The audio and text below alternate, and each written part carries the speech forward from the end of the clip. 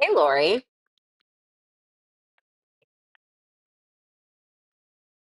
Welcome. Oh, what an idiot. How did I forget my freaking tarot cards? Hold on.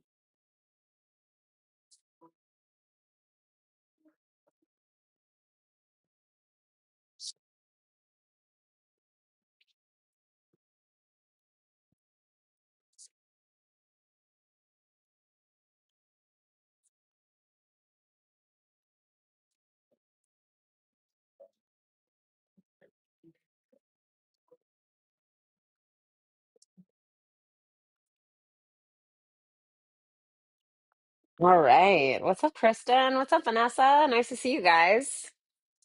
What's up? Geek Easy? You're just here for the super chats and chill. I don't ever see you on the all signs. You're totally into the chilling. I love it, honestly. I mean, come on. I'm a Taurus rising, Taurus moon. What do you expect, right? But definitely into the chilling. What's up, Shannon? Just wanted to jump in and say hi to everyone. I'm going to take my daughter fishing, so I'm going to miss it. Oh, no problem. Thanks for stopping in and being so courteous. I hope you have a great time with your daughter. I'm sure that you will. What's up, Carmen? What's up, Dominic? How are you guys doing? I'm feeling a little bit better finally. My best friend's coming in tomorrow from New York. So I'm waiting for him. We're gonna do some recording. It's basically gonna be like mostly almost all work and a little bit of play, honestly.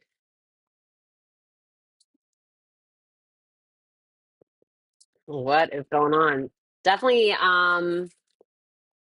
this weekend is like he wants to go out to like a gay bar or something like that, right? And I'm all for it. I'm all for it. But I know that like Mars is opposing Pluto this weekend. And I'm just like, I don't really know if like that's really what I'm trying to do. You know what I'm saying? Not really sure that is what I want to do. What's up, Leia? Hello. Just saw Sinners. Great movie. Cool. I'll definitely have to check it out. Ariana said hi. Hi, Ariana. So I'm super excited to see Poet. It's going to be awesome.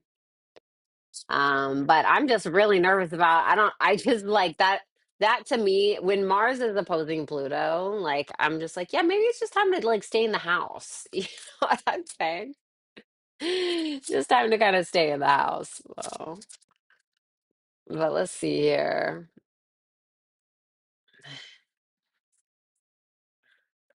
Okay, so,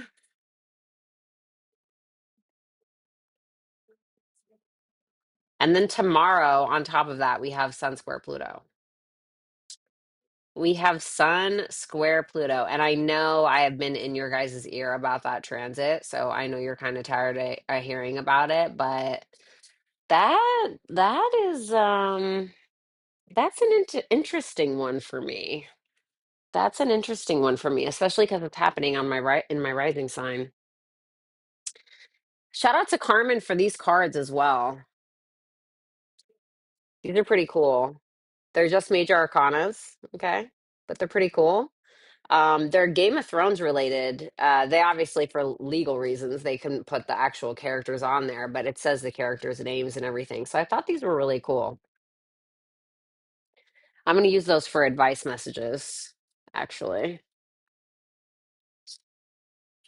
All right. So, welcome, guys. We're just going to be doing super chats and chill. Okay. So that way you guys don't have to sit here and wait around for me to do all signs.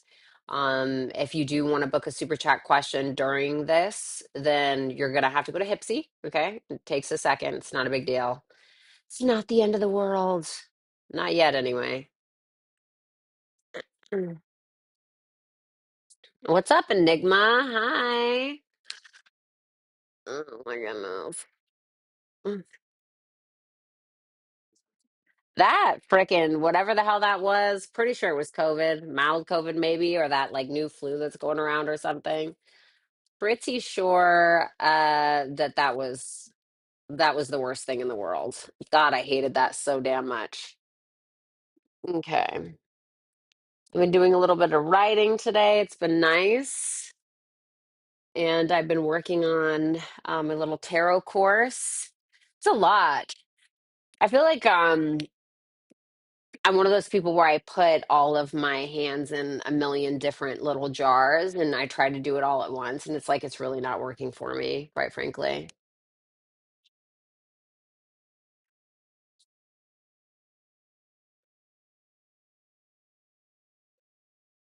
Staying in the house is awesome. Yeah, but like this is my view. You know what I'm saying? And I'm not trying to like bitch and complain, but this is my view. Okay. So it's literally just a brick wall from the other apartment. I'm like, I gotta get the hell out of here. Like this is nowhere for an artiste. Okay.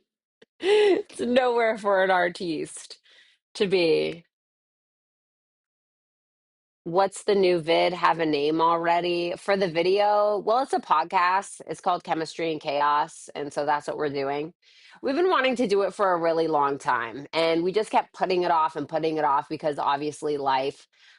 And then I tried my own little podcast and I was like, wow, like I realized on my own, I am really self deprecating and fucking sad.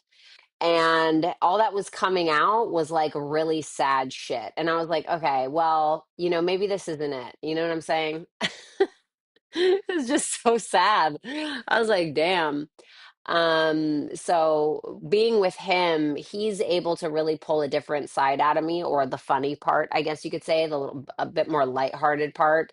He can still pull some deep feelings out of me, but it's more like uh mm, I don't know how to explain it. What is the word? Not That's not the word. You just get a lot of I get a lot of perspective when I speak to him. Let me put it like that. I like the view I'm looking at right now. Yeah, I like the view I'm looking at right now as well. Not just kidding. But yeah, so that's what we're gonna do. Let me go ahead and answer a couple of these. I'm actually leaving, so I'm not putting live yet on Hipsy for people that want to go and get the super chat for 15% off. So I'm not putting that I'm live on Hipsy. So if you guys want to ask a question, you can go there and still get a discount, okay? Um, and then once 7 o'clock hits, I'll go ahead and answer everything. All right, let me see here. All right, let me minimize this. There we go. Bird is the word. Okay. Um, you and Musa are going to be awesome. You two bounce great off of each other. I love him. I mean, it's really great to have a friend like that. I don't have chemistry with everybody. I'm not a big people person. I don't particularly care for people very often. And if I do, it has to be a very specific type. And if I don't, you'll know it because either I'll tell you or I will just be very standoffish or I just really like won't want very much to do with you. And it's not like I hate you or anything. It's just like I need a very specific kind of person that I can be around that I feel doesn't drain my energy. And it's hard for me to find that because being around people usually makes me exhausted. And I'm not sure why that is, but it makes me exhausted. And there's only like a very few select people that I don't feel that way around. So it doesn't mean that there's anything wrong with those people. It just means I'm weird. You know what I'm saying? Just means I'm a little weird. Okay, there we go. Where did that thing go? Okay, guys, sorry about that. A gay best friend is the best. I mean, he is, I mean, dear God, he's the first person. I'll text you back when I'm off stream. He's definitely the type of person that can bring the best out of me. What's up, Luke? It's nice to see you. What's going on? Yeah, let me see here. We have Venus conjunct Saturn. I don't think I enjoyed to see. It's so important for you guys to keep an astrological diary because I kept one, and like honestly, it's the best thing ever. Because when you have repeating transits like Venus conjunct Saturn, which we've had multiple times now, and well, now we're going to come up on the third time or whatever. And it's so important to take a look back at like when those transits happen so you can kind of get a feel for what's going on. And this has been this like Mars retrograde, this Mercury retrograde, all of it. I don't know if I really got too much out of the Mercury retrograde, maybe a little bit. Like Mercury for me rules my second house and my fifth house. So it doesn't feel like, oh God, it's more of like a fly at a barbecue annoying. Venus retrograde for me in Leo was so gross. Like I believe it was in Leo in 2023. It was, I would say it was probably the worst Venus retrograde that I remember. Like it was awful. It was so freaking bad. But I created a really good video out of it. I don't know if you guys remember me doing that twin flame video. If you've been around since late 2023, you might know, but I created that video, Twin Flames Are Not Real, whatever. There were so many people that were so pissed at me about that. I'm like, it doesn't mean that I'm right. It doesn't even mean that I totally disbelieve like twin flames. I remember there was a lot of people that were really upset about that. And like, I get it, okay? But it's just kind of like God. Like, nobody can actually prove. You cannot actually prove to me on paper for real in like a DNA sample in something that is real. It doesn't mean it doesn't exist. It doesn't mean that it doesn't exist.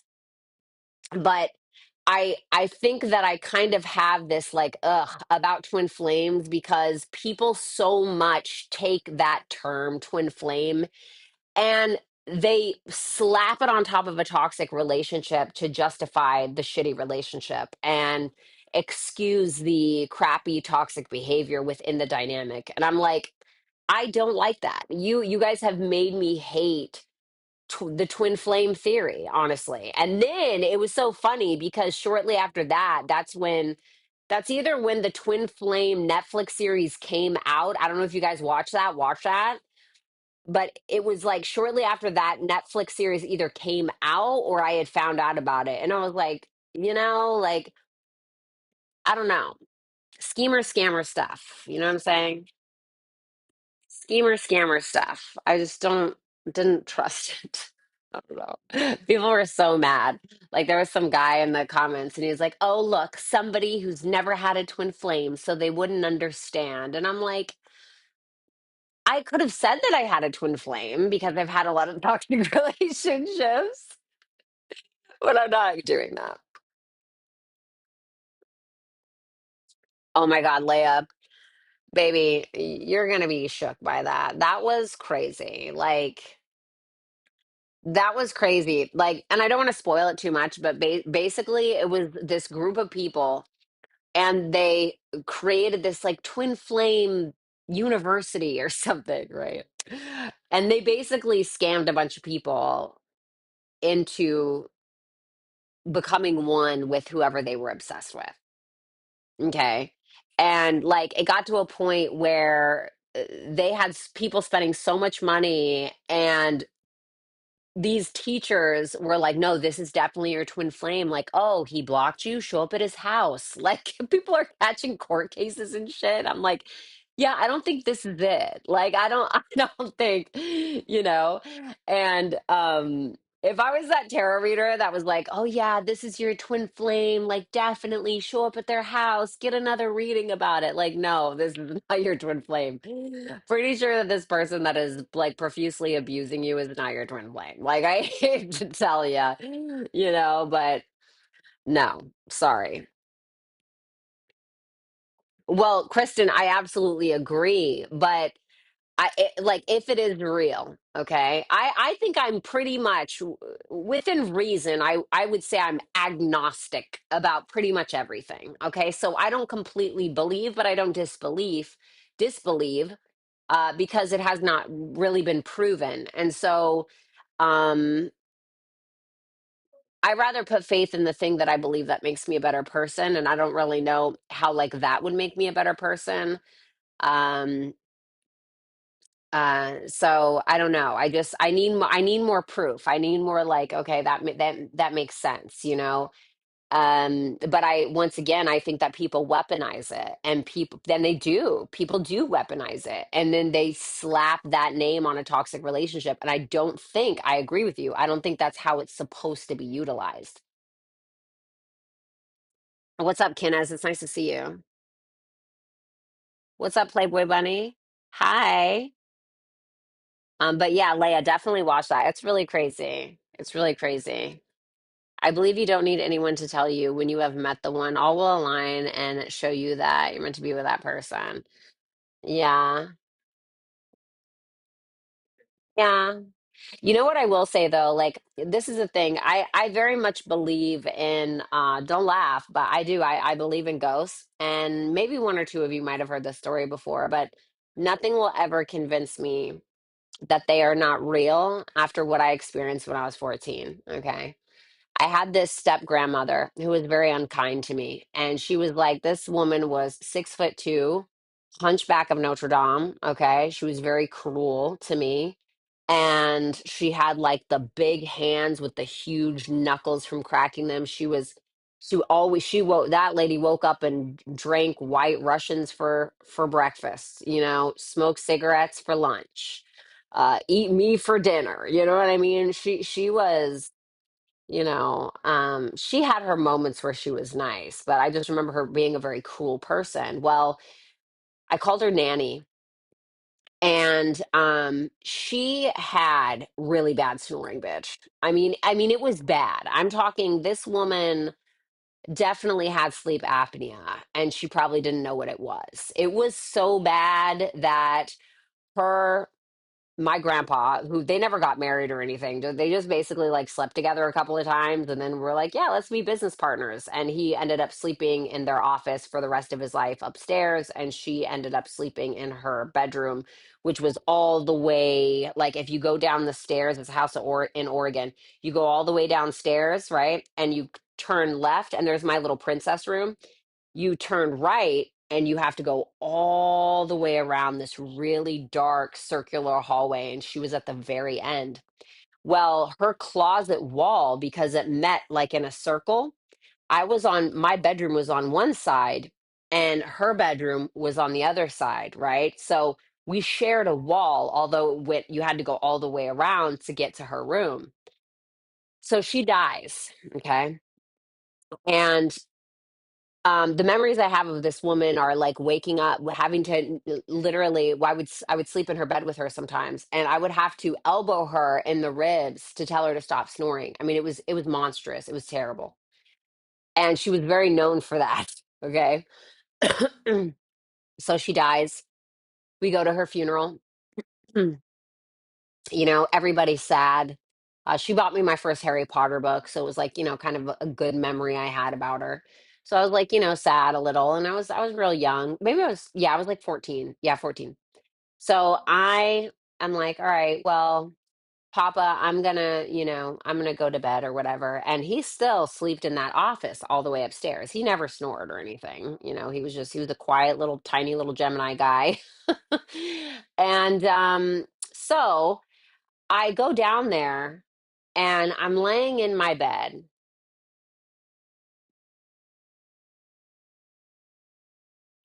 I would say about 5, 10 minutes goes by, and I'm just laying there in silence.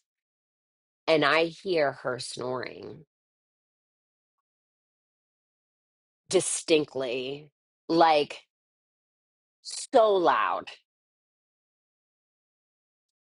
And I had shivers down my spine. And all I could think was, she's here. She doesn't know she's dead. She's here and she doesn't know that she's fucking dead. That was my thought. And I'm like the stupid white girl in the movie that dies, right? But I walk up and I open my door and I start to like go down the hallway. Cold. I could hear it. I could hear her. Went right back in my room, locked the door, hid under the covers. So that I believe in. That I believe in. I believe in that. I absolutely believe in, like, I don't know if it's purgatory, but I believe that some people don't know they're dead and they keep going on and living their lives. Cause like, bitch, you just died in a coffin, or like you were dead in a coffin, and you like what? You're like, oh wow, you woke up at a funeral and you like didn't know where you were, and you're just like, oh, I gotta get home, and like you just walked home, not realizing like what was going on. You just like slipped into bed. I will never forget that. That was absolutely terrifying. That was terrifying.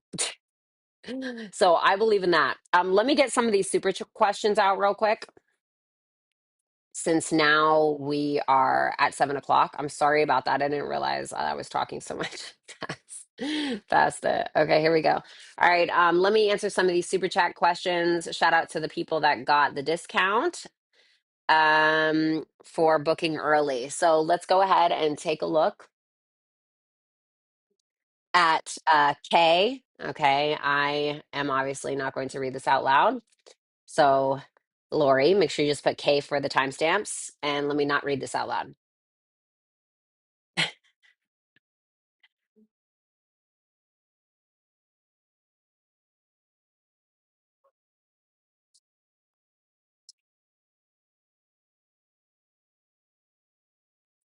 Let me see.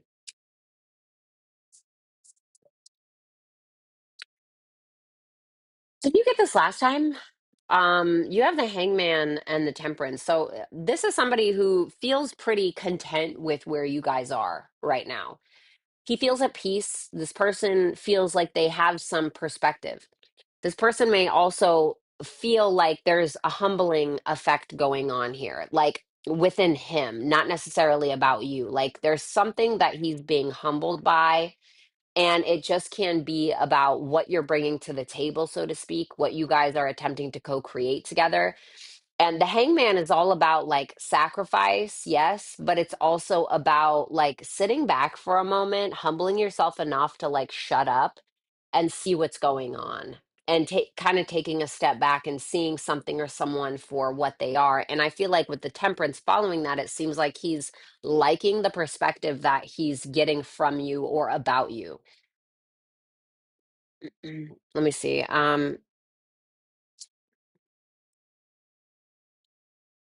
The Queen of Cups with the Six of Pentacles in reverse. I do believe that there's mutual feelings here because it's the Queen of Cups. So the Queen of Cups is about mutual affection, mutual understanding, even mutual protectiveness in some cases. But it is like mutual feelings or mutual love, depending upon how far you guys are in the dynamic. Now, with the Six of Pentacles in reverse, there may be this energy of the feelings are here, but he's not quite putting in the effort, or there's an apprehension there, or maybe he doesn't necessarily realize the degree of feelings you have for him, or he does, and that might frighten him a little bit and get him to pull back, but the feelings are there. So that to me looks probably the most positive read you've had about this person in a while. But I love you, and we're gonna move on to the next one. So, Lori, this is Kay, super chat number 2.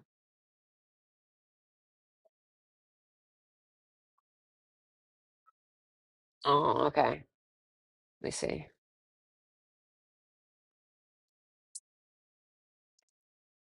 Oh, wow.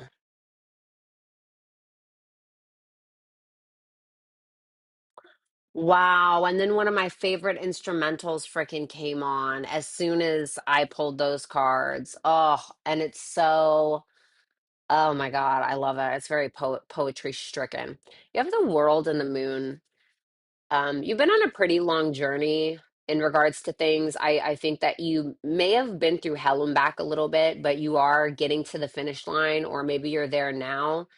But this is basically a long, hard road behind you, especially maybe when it comes to a mother figure, or especially when it comes to maybe your emotions or fears, certain things that you've been suppressing or feeling like you have to hold back, because it could feel even like your emotions have been restricted in some way, or like a lot of the times you had to hide your heart, or you had to pull back your feelings or your emotions in general, whether it was about love or something else entirely, and just like suffer in silence. I feel like those days are over with the world there. The world is a very fortuitous card. So this is you trusting yourself to get across the finish line. And because of that, you do. And so I think that any kind of fears that you've had about something specifically, that's going to start changing.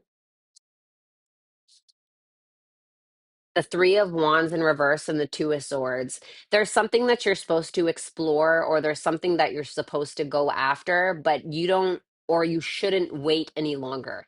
If you keep waiting for the right time, or if you keep waiting for something to be perfect, then you're going to be waiting forever because it's never going to be perfect. And the longer that you wait for the right time, you're never going to find the right time, because really the right time is right now. So I think that's something you've been attempting to accomplish, something that you've been attempting to go after or chase or whatever it may be. I feel like this would be the time to do it. I feel like whatever the thing is that you want to accomplish in the next 6 months, you need to do it now, because whatever you're doing now is what tomorrow looks like.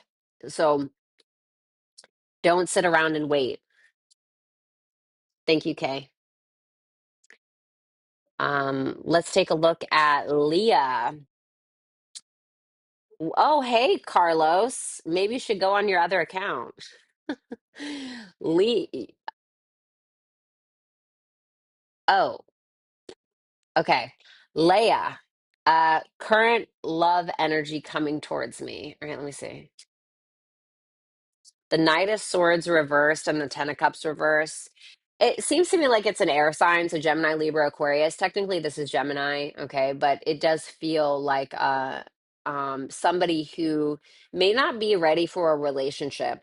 This can be somebody who looks to other people to take the lead in order for something to get done or to move ahead in some dynamic. The Ten of Cups in reverse is somebody who isn't emotionally stable, maybe within themselves, or you can even find yourself idealizing this person or putting this person on a pedestal, even though they're easily triggered due to either past family issues or family dynamics. Or this is somebody that you may end up placing expectations on, but they're not really willing to give you clarity quite yet. Or this can be somebody who is not really willing to take the lead, and you may want them to, and that could end up being pretty frustrating. Um, so that's kind of what I'm feeling. I'm sorry. I know that sounds, I love you though. Sorry. No, that sounds pretty damn crappy. All right. I'm not going to lie. I'm getting a little hot here. I got to make sure my boomies showing. Sorry, it's getting a little crispy in here. Thank y'all.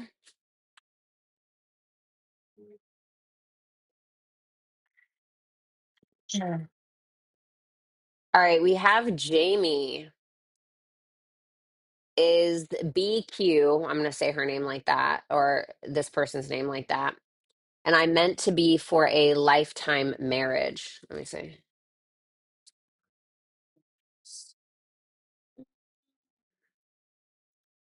Queen of Swords reverse and the Five of Wands, it just makes me feel like there's more either internal conflict or even external conflict that's creating internal conflict that is going to be really hard to make it a long lasting, loving marriage kind of thing.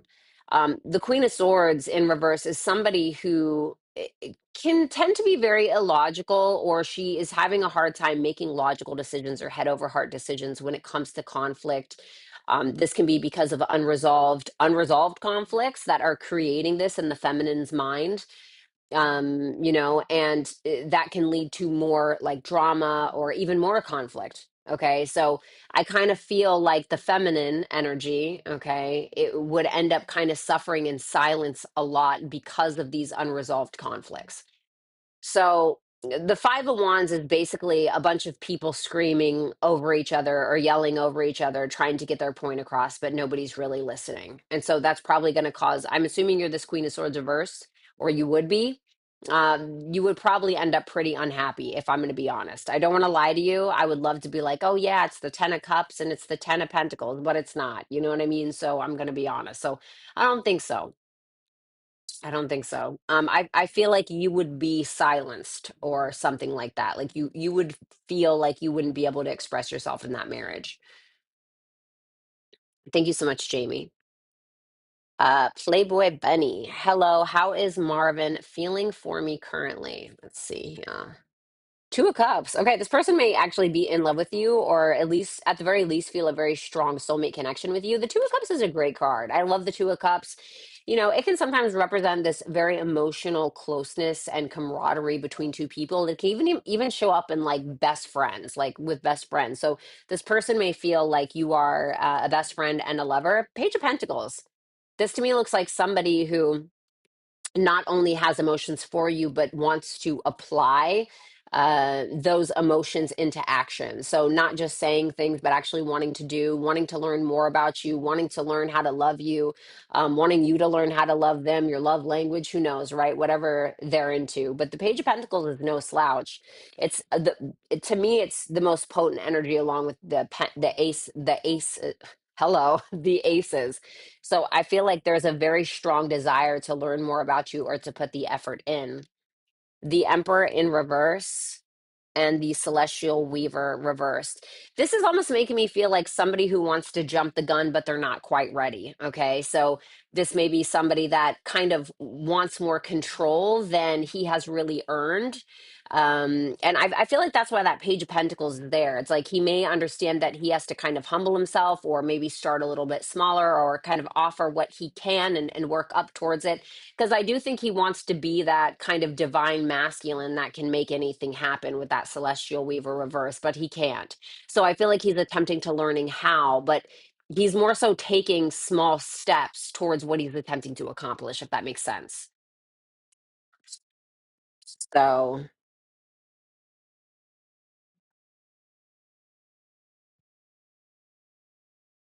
yeah. I hope he gets there because that would be awesome. Um, okay, so we have FW4B. Again, Lori, that is FW4B as in boy for the super chatters. And this person does not want me to read it out loud and it's kind of lengthy. So you guys just give me a sec, okay?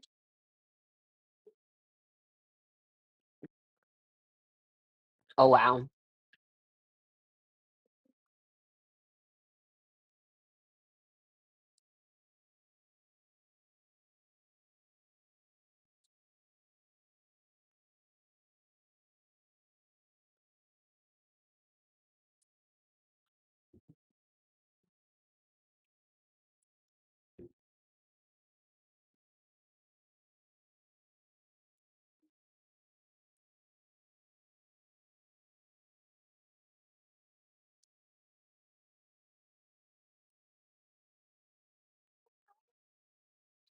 Man. Okay.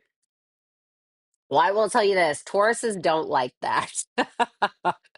Okay. You know, you look at Capricorn people like Muhammad Ali and some of the greatest fighters ever, you know, they were all Capricorns. Tauruses, like they want to eat their chips and go to sleep. You know what I'm saying? I'm really sorry that happened though, all jokes aside. Let me see here. Let's at least look within the next 6 months if anything like that is going to occur.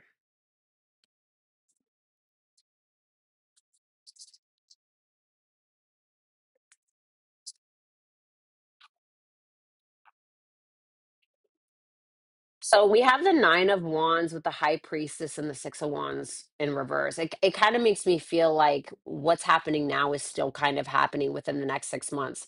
I'm gonna pull cards to see how you could potentially turn that around, like in a literal sense. So maybe something that you could do in the 3D that would maybe make things better or help.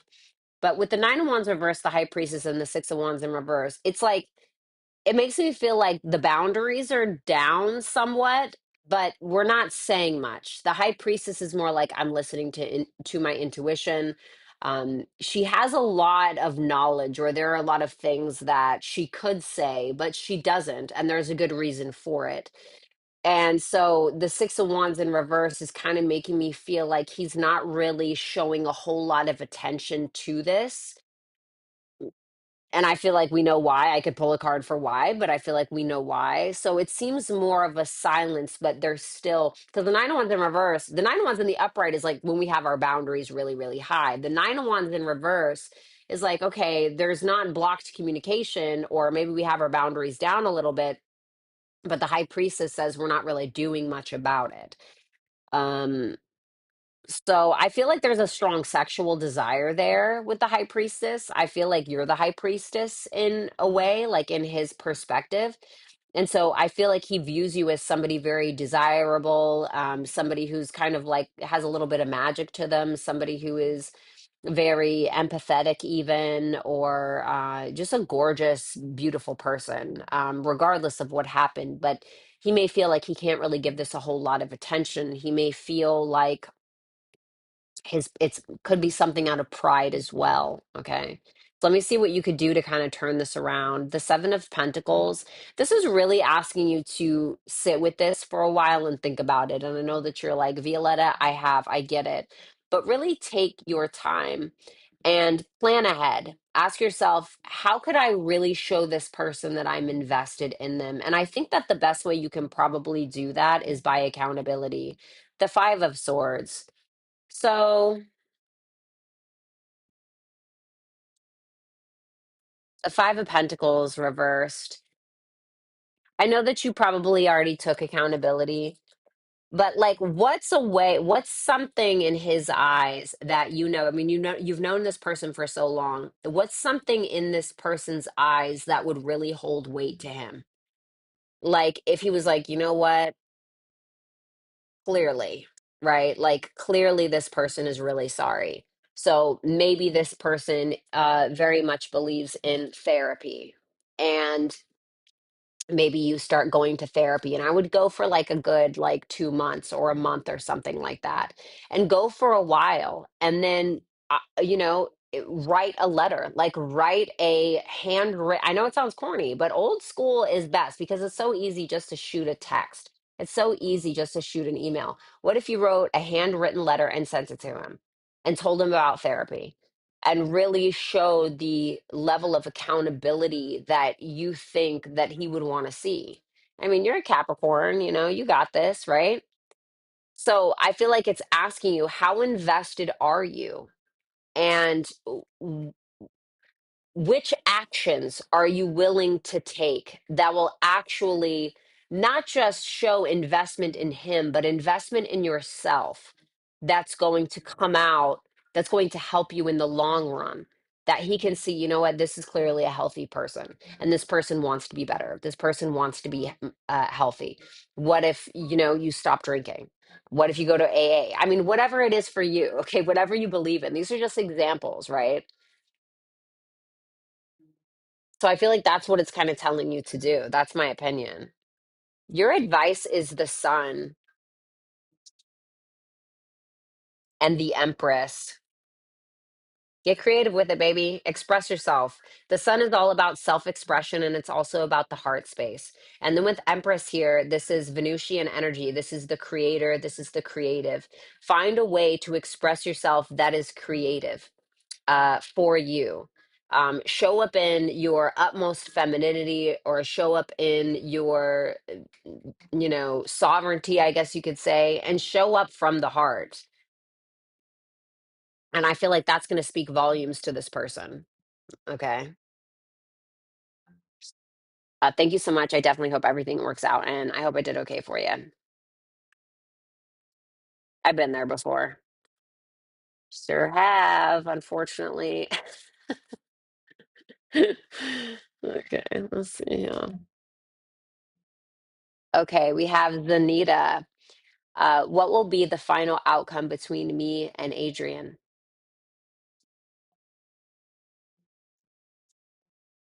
The Phoenix.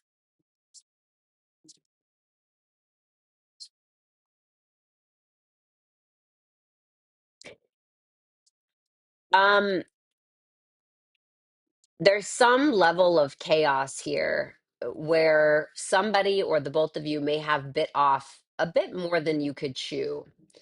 That's going to be dropped. Something about that is going to be dropped. Now, I don't know if it's the relationship. I don't know if somebody had invited a third party and that's going to be dropped, but the Phoenix is here. So something is going to essentially, I mean, I don't want to say it's like the tower. It's not really like the tower. It's being reborn. Something has to be reborn. Something is being reborn, but the only way that's going to happen is if we allow it, is if we allow ourselves to, or allow the relationship to be purified. But first, that means that we must as well. So it can't just be like, oh, we're changing together. Like both parties have to be willing. And so I don't know if this is both parties, but there is going to be some death and rebirth of the connection, it looks like.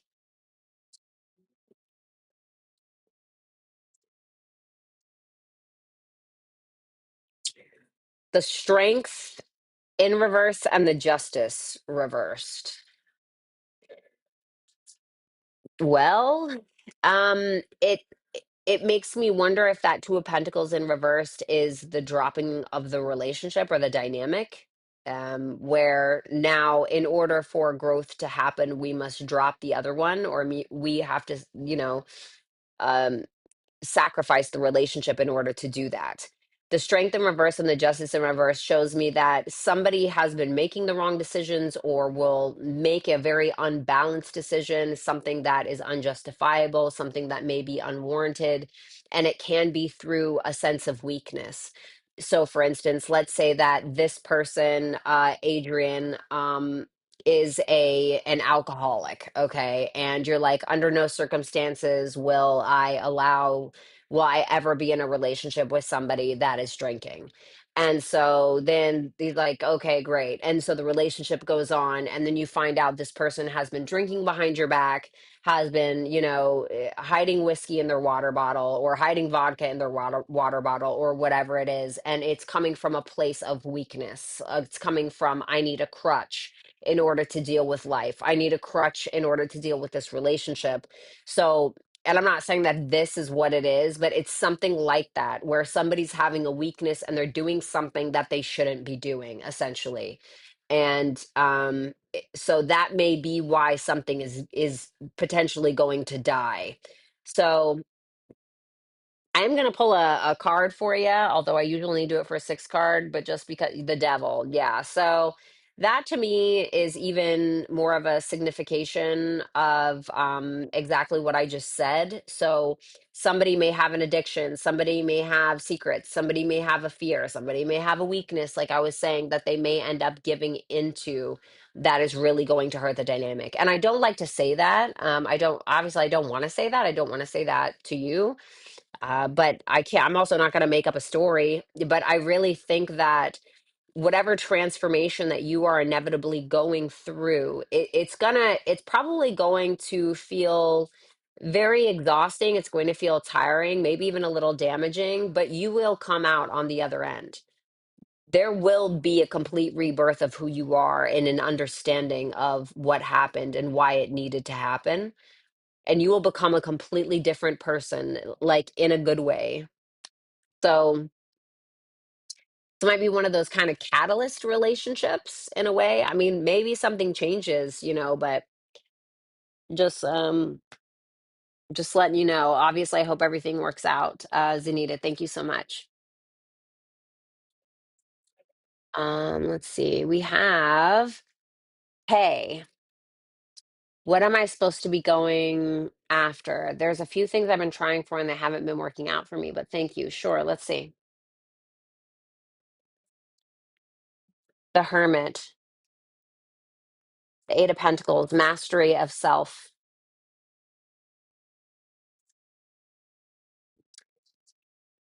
The Hermit shows up when the querent, which would be you, the client, okay, I guess you could say, is looking for something out of themselves in order to relieve something within the self. And there needs to be, when the hermit shows up, there needs to be a mastery of that. There needs to be a mastery of self where we stop looking so much out here and we understand that we already have it, whether that be through our own creative expression, whether that be through our own sexuality, okay, whether that be through reading, creating businesses, doing whatever it is that is in alignment with who we are. And who are you? And who are you right now? And ask yourself if that's who you want to be, and where you are right now is okay.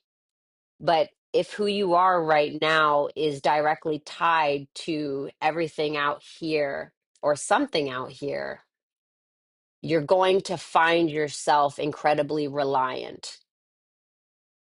Um, like a baby, a newborn baby who needs their mother's breast milk to survive, you know? And you're not that. And I don't know what that is. It doesn't have to be a specific person. It can be a specific need that you think that you need from another person in order to fulfill said thing. That Eight of Pentacles in reverse tells me that you have potentially been going about something in the same way, or uh, being very overly critical about yourself when you need to take a different approach to it.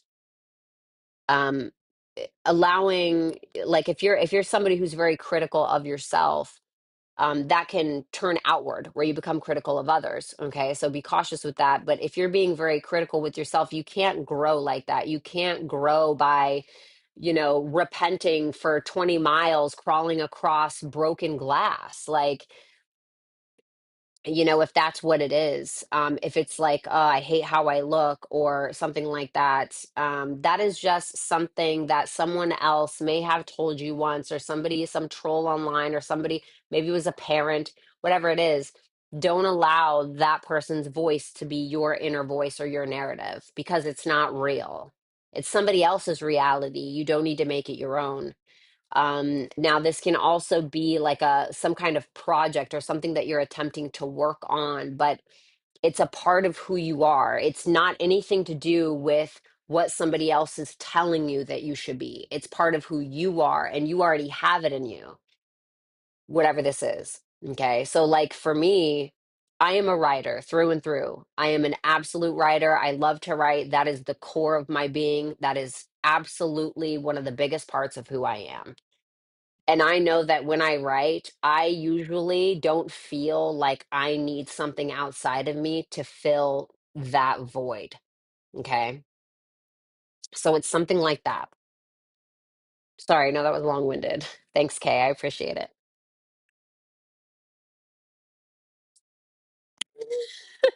it. Enigma. Hey, Bessie, in my mind. Hey, Bessie. Why didn't you write that first? Okay, I'm not going to read it out loud. How about that? Okay. Oh my God. You have to write that first. Okay, that should be the first thing that you say. Okay. I'm not going to read it out loud. Okay, let me see. This person definitely watches you. This person may watch you but not say anything. This person may be watching you to wonder if you have a third party, or if there's some kind of gossip, rumors, drama in one way or another. Or they feel like you're doing that. So there's definitely a curiosity here, but there's almost this, they may feel like they don't understand you, or they don't understand something, or they don't understand the way that you communicate, or they don't understand why you surround the people that you surround yourself with. There's something that they don't understand from an emotional standpoint when it comes to you. So they're more so observing. They're more so watching. They're trying to understand. There's some kind of information that they're trying to learn, not in like a negative way. They're not like, oh, I'm going to get information on, and it's nothing like that. But there's a curiosity there. There's a trying to make sense of you, or trying to make sense of something. Thanks a lot. Sorry, I didn't see that. Okay, we have Kay. I was dating a girl, Aquarius, who told me, a Leo, that she couldn't be with me because she loves me too much and hasn't talked to me for weeks. Why did she really stop connecting with me? Right.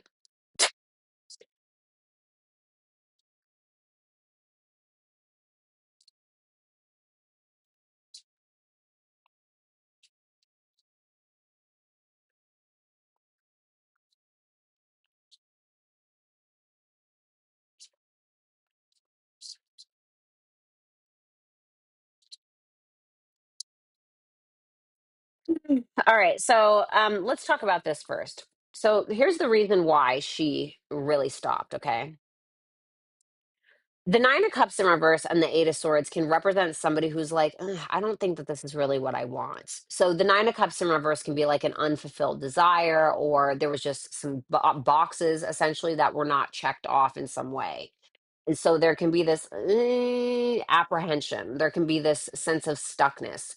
It can also be that she potentially had another option with the Eight of Swords. The Eight of Swords can show up when we have options, but we are refusing to make the decision because we don't really like the options in front of us. And that's just the nitty gritty of it, to be honest. Okay. So she may have other options. And the other reason why I felt like that, because I was like, well, what are her feelings for this person? And I got the Four of Swords with the Death card. The Four of Swords, dependent upon the energy, the Four of Swords can sometimes represent somebody who is a bit indifferent to a person, or a bit kind of, and it sounds really crappy, right? And like I hate to make it sound like that, but I'm just gonna stick it to you straight, okay? It's where someone's like, yeah, take it or leave it, kind of thing. Okay. And you don't want somebody that feels that way about you. You want somebody that's sure, right? So with that death in reverse, it makes me feel like she's still hanging on to something or someone else. And that's making her have a hard time making the changes or helping her make a certain decision or whatever it is. So I feel like the detachment is because she has a certain expectation because of a standard that somebody else set before you. Does that make sense? That's what that feels like to me. Thank you. I'm sorry. I hope it works out.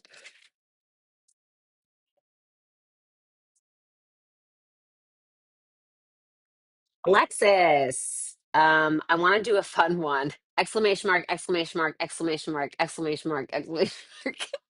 Can you predict anything about my future husband? So dead. Okay, let me see.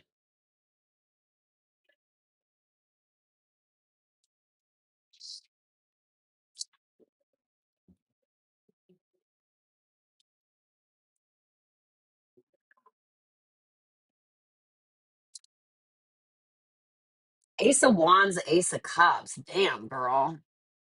Damn.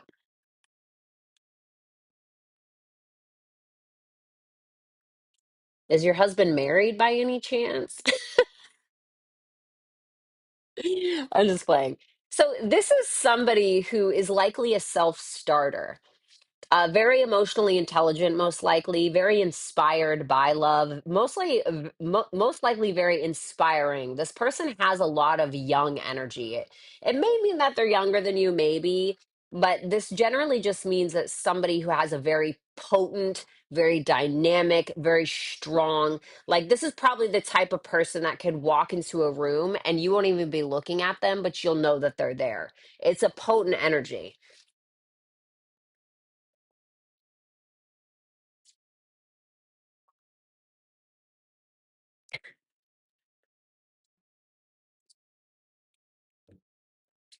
Like I said, it's a very potent energy. So, King of Wands reversed and the Tower. Like I said, you'll feel this person's energy a mile away. I asked what this person would look like, and I got the King of Wands reversed. When I think of the King of Wands reversed as an appearance, it reminds me of somebody who just looks like they know that they're the shit, or they look like they think that they're the shit. And I said, well, what kind of energy would this person give off? And I got the Tower. So not only do they look like they know they're the shit, but they may come off as very Aries or Scorpionic. So this is once again a very strong, powerful energy, and it's very Martian. It can be quite masculine in nature. And so I feel like this is somebody who probably isn't afraid to fight. Somebody who is can be very destructive. But I feel like it's not for a bad cause per se. But I do feel like this person can tend to get their ego wrapped up in things, and that can get them in a lot of shit. So like, and I'm not saying it has to be this low vibrational, right? But it can be like, a guy says something to your husband in the bar, and your husband's like, "All right, let's take this outside and I'm going to kick your ass." And like, they don't just say it, they actually do. Okay. So that's the kind of vibe they're bringing to the function. Um, three aces.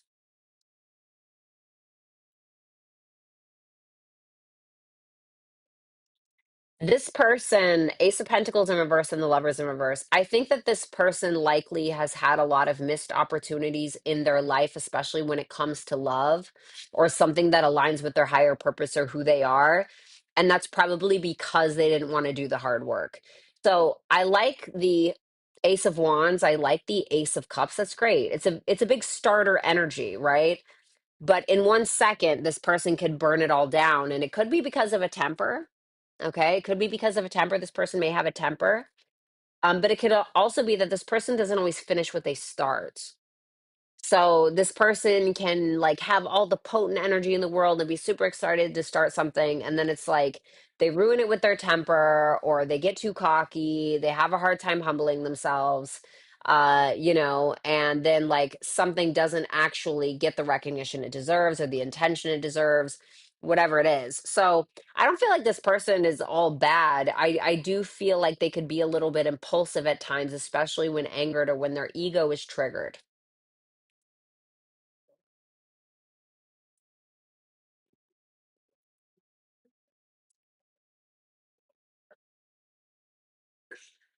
I'm definitely getting Aries or Scorpio here. The Tower again. This person will probably have Aries or Scorpio in their top three. Yeah, look at this. So this is a Game of Thrones deck. I can't remember if you watch Game of Thrones or not, but the Tower, the fall of the great sept of Baelor, destroyed by a wildfire, shatters the established order. This catastrophic event forces the kingdom to confront its vulnerabilities and rebuild from the ashes, signifying the sudden and profound upheavals that reshape the realm.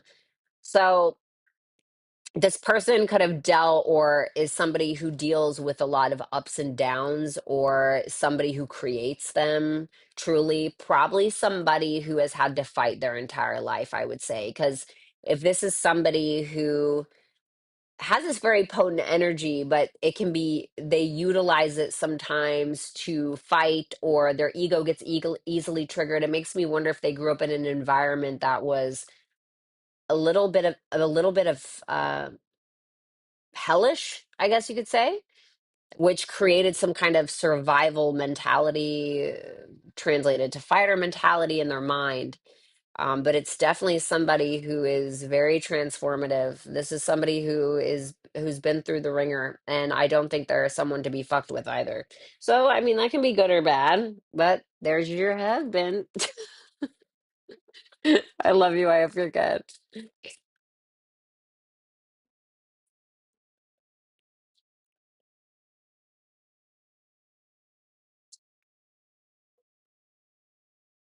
Oh, what's up? Okay. I don't know if you want me to put your name, or I suppose just put World Oracle. Just put World Oracle for the timestamps, Lori. Thank you so much. Um,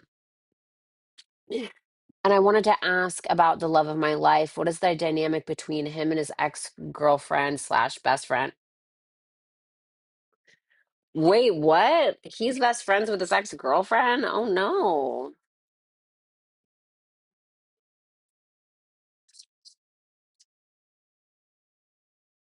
What is the dynamic between these two? Hmm, one more.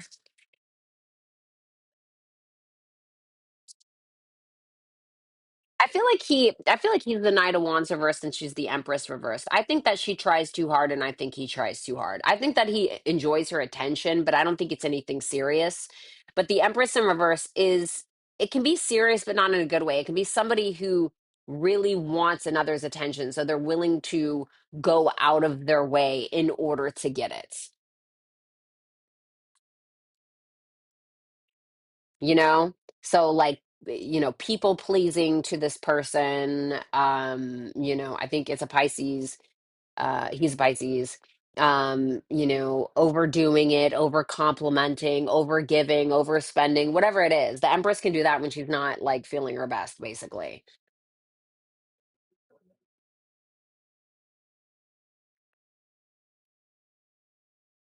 Okay, there we go.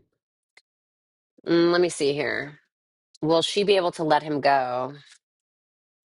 The Eight of Cups in reverse. I don't think so. I'm going to be honest with you. I don't think so with that Eight of Cups in reverse. She's going to keep wanting to go back to this. What does he want with her? The Wheel of Fortune?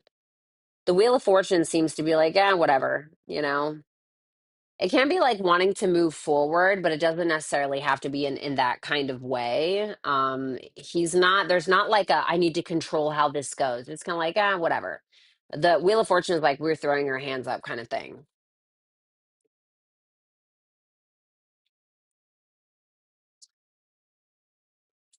I wanted to pull one more because I wanted to just get clarity for you, and I got the Ten of Pentacles.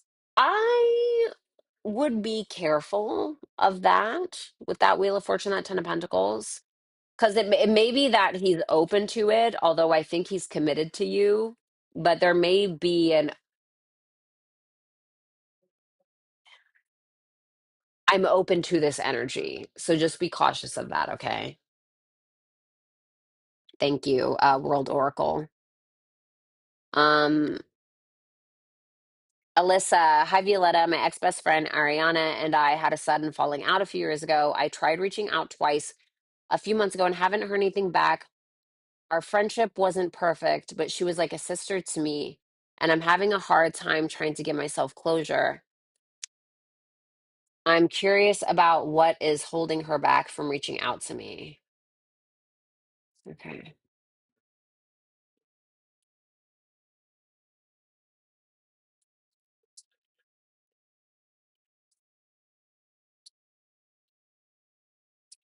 Four Cups and King of Cups. I feel like she's involved in a relationship that she's really happy with. I feel like she's happy.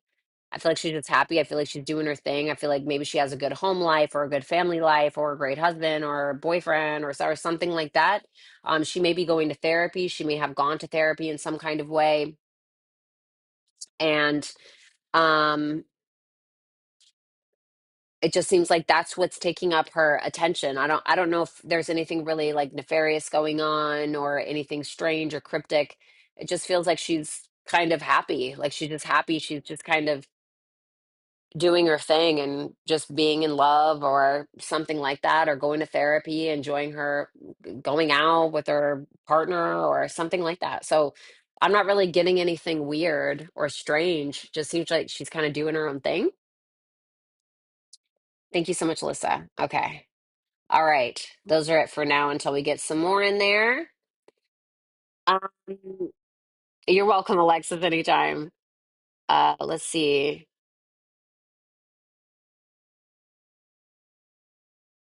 Oh my God, what did I just do?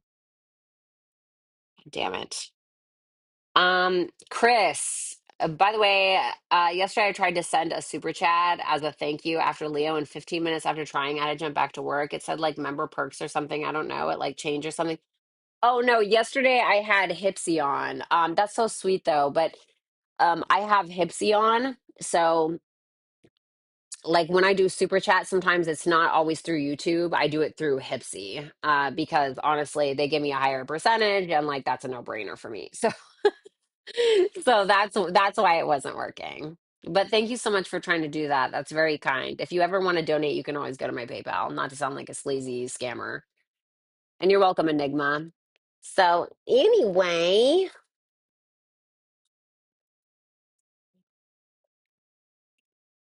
well, it's a little spicy in here. I'm not gonna lie, it's a little spicy. I always put on a sweater in the beginning of any kind of live that I go on, and then I always end up taking it off because it's too damn hot.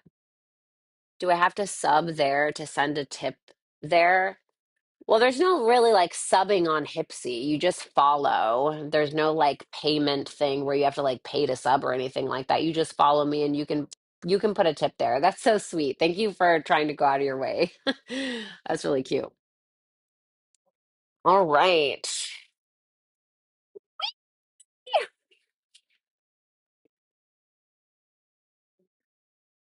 Okay. Did I put on deodorant? Oh my God. Did I not put on deodorant? Wait, yes, I did.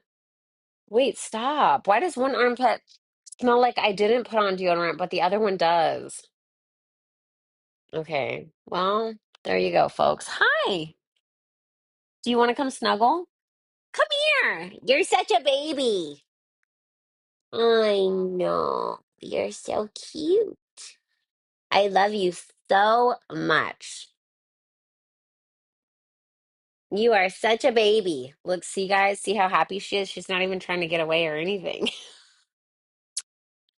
You're so cute. Okay, I'll let you go. Go, go, go.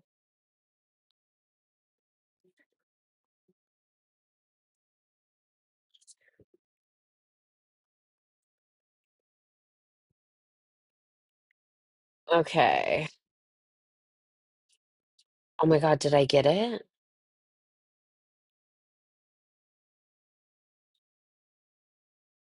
Damn it. You're welcome, World Oracle, anytime. Of course.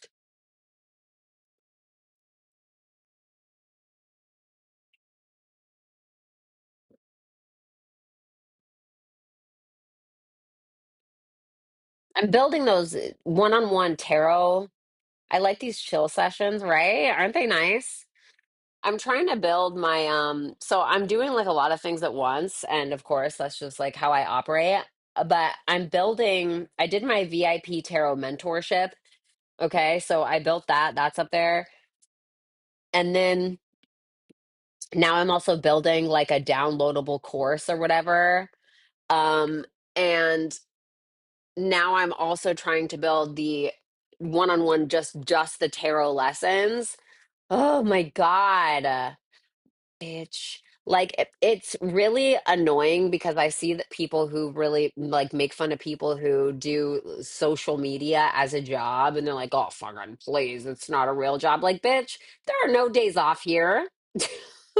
There are no like some content creators who are way, way bigger than me. Like, I can't even imagine. And there are some people that get so big that they like like those Instagram influencers who do like, post pictures of food and shit, like they end up getting so big where they're able to hire people to do things for them. And like, I'm not there by any means. And I'm just like, it's freaking so much work. And I just want to be a lazy estrogen filled Taurus bitch. Like, honestly. Oh my God. But any work that I can do in my pajamas doesn't always feel like work to me. Like I'm sitting there, no bra, you know what I'm saying? Like wearing the same pants that I wore yesterday and like nobody cares. 10 out of 10. I still feel his energy around. Just wondering really helped to clarify. Yeah. Oh God. Relationships are a nightmare. Honestly, I hate having Saturn in the seventh house because what is going on there? My God. I don't know if that's worse than having Saturn in the fourth house, honestly. I feel like people with Saturn in the fourth house, like, have sometimes, depending on the dignity or whatever, but they just sometimes have like the worst upbringing or they go through some serious shit and like end up being fucking traumatized and have to like build their own emotional world from scratch at some point. The worst. Sustainable, do you have Saturn in the seventh house as well?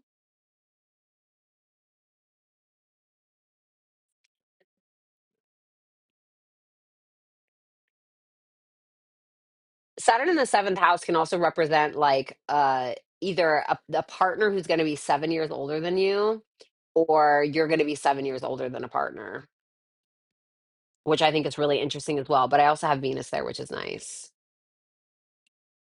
No. Where do you have Saturn in your chart, or do you know?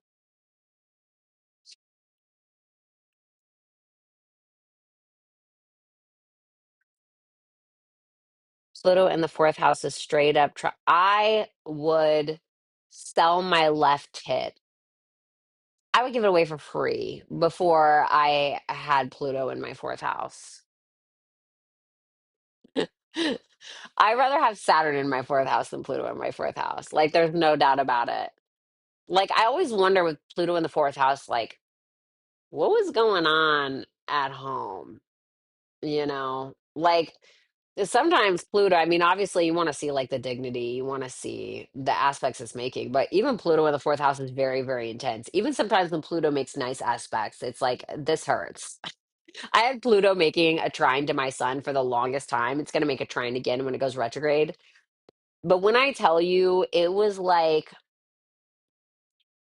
here's an ego death. Um, a punch in the face, but we're gonna give you an ice cream afterwards, and I'm gonna put a My Little Pony band-aid on your fucking face after I punch it to death. Okay, thanks. Can I get a refund? Queen, you have Saturn in the seventh house as well. How has that been for you? What's your Saturn placement in?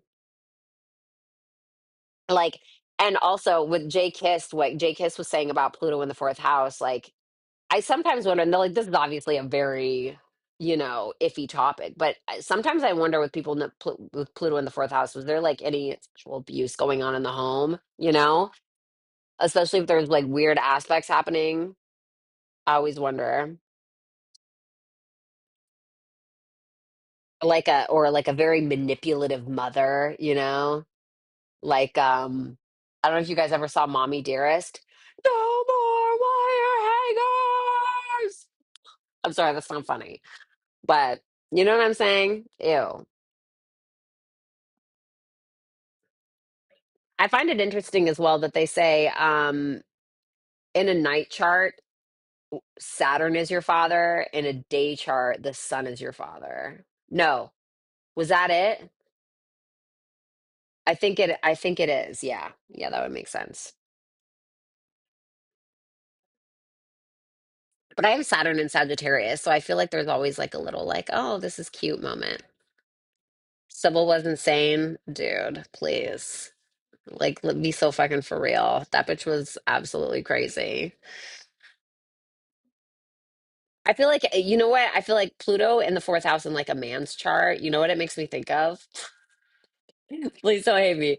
But you know those moms, okay, some boy moms, not obviously not all boy moms, but there are some boy moms who end up trying to raise their son as like the man that they wanted.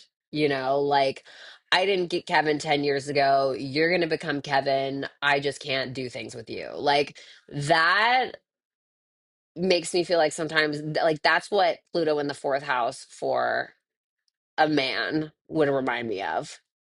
Like, are you okay? What did your mom do to you? And then she has like this weird emotional incest with him. You know what I'm saying? Like that gives me Pluto in the fourth house vibes in a man's chart.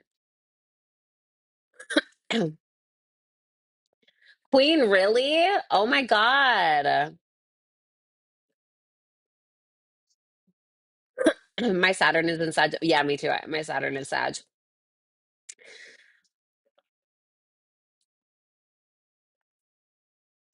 I feel like Sagittarius always reminds me of like the frat boy or the frat girl, like with the beer keg, doing beer keg stands. That's what that reminds me of. Right, Lori. Having Pluto on the descendant isn't easy either, but I'd rather have it there than in the fourth house.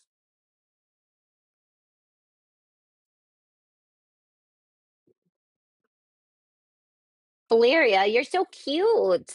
You are such a baby. And like having Saturn, like I know that people around my age group or whatever have Saturn and Sagittarius, but I feel like these people want to get things done like so bad, and we love you for that. And you're doing a great job, sweetie, but I feel like we don't actually ever get anything done. I mean, depending on the rest of the chart. And like I have a Mars in Capricorn in the 10th house. So I'm pretty good. But that Saturn in Sagittarius, like immediate stamp of ADHD. There's no getting around it with a little touch of the tiz. Like honestly, Saturn and Sag all over the place, please. No way. It's like it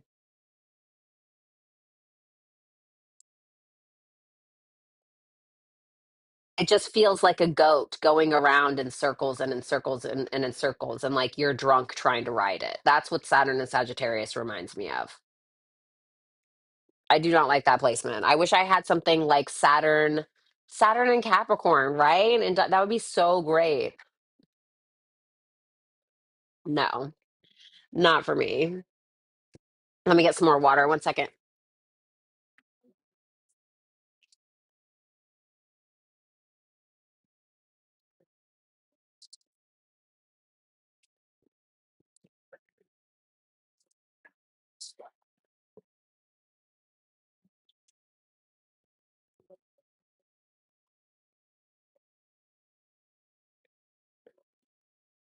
What's up, Deb?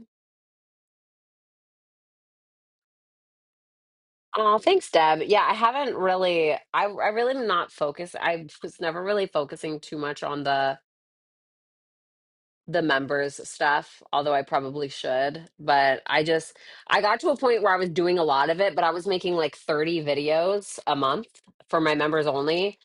And to me, it was like okay, like it was somewhat lucrative, but it just wasn't enough for me with the work I was doing. So I was like, yeah, no, bye. Yeah, no, bye. I just don't have a big enough audience to be doing that stuff.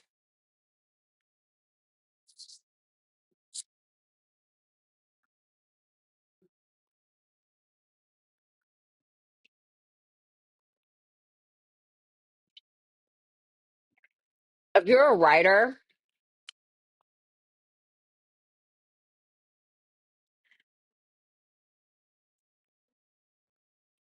basically Saturn and Gemini,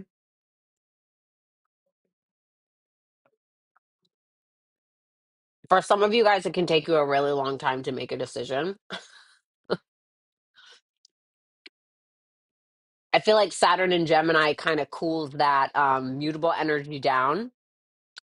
I mean, Gemini is mutable. It reminds me of a little fairy. It's just trying to whiz all about, or like a little hummingbird. And I feel like Saturn slows that shit down, but it's really about the mastery of your mind.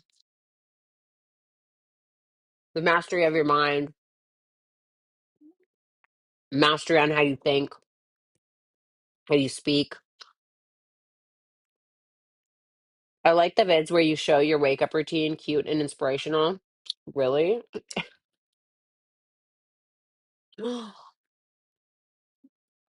I guess, but I don't know how many people really care about that on a tarot channel.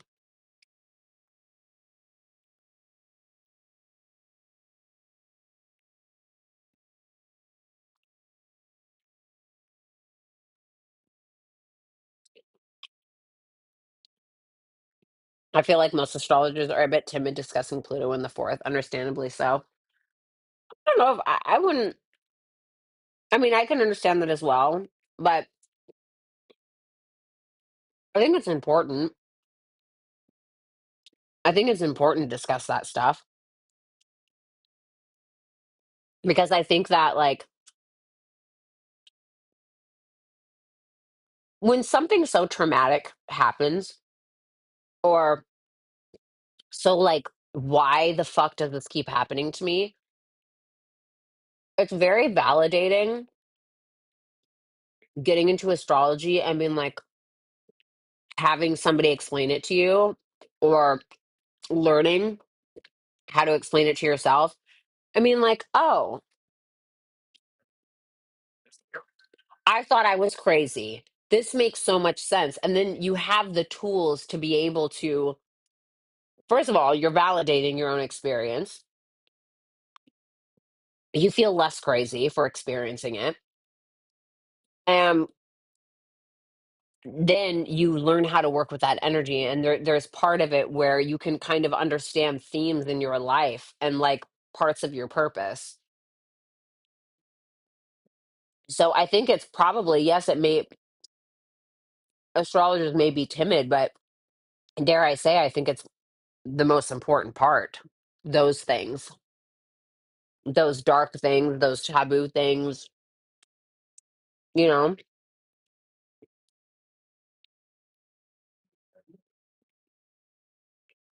Talk to me, Maverick. You're welcome, Deb.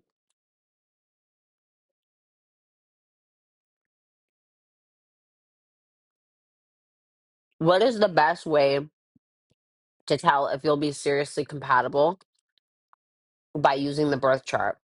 Well, you would have to know their placements to understand the compatibility.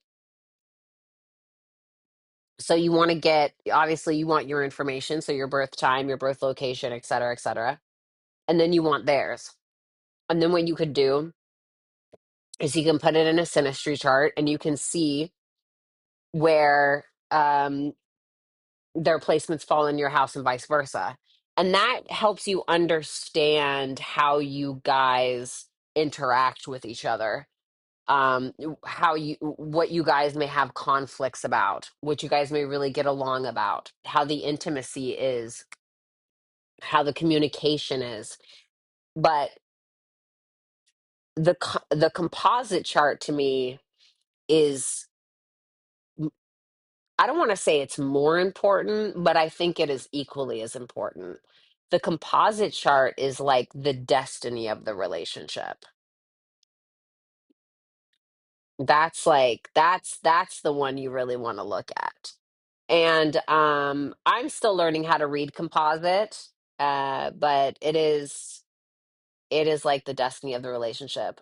I mean, I feel like I got a pretty good grip on it. I mean, it makes sense. It's just one, it's like if you and this person had a baby and then it shows up as a birth chart. That is the composite, but it's essentially to me the destiny of the relationship. But synastry is very, very helpful. Like for instance, if your sun falls in their third house, this can be somebody where they want to tell you everything, right? Third house communication, their thoughts, the way that they think, um, and also like their childlike self in a way, but a little bit different from the fifth house. The third house is like your early development. It's kind of how you learned how to think how you think. It's how you learned how to communicate. It's what you learned in your early environment that really shaped your personality. And it's also now, even in your adult life, what you're doing on a day-to-day basis and still how you think. And also talking, right? Because it's a natural Mercury house because Gemini naturally rules the third house. So when you put like somebody's sun in your third house, you're gonna want to like tell this person everything because the sun's gonna go there. It's basically gonna plug in that third house to a fucking socket, and you're gonna want to. That's why I have to be cautious around cancers because I end up telling them everything. Okay, their sun falls in my third house, right? Or if somebody has their Mars in your seventh house, this person, it can really feel like you are under attack all the time. It can feel like you are under attack all the time. And it can also sometimes, depending on the dignity of it, it can feel like this person is always trying to jump your bones. And the first house too. But it to me, the seventh house feels more combative because it's like it's opposing your first house, right? um but this person can also be very motivating for you as well, so it's important to look at synastry. It's important to look at the composite.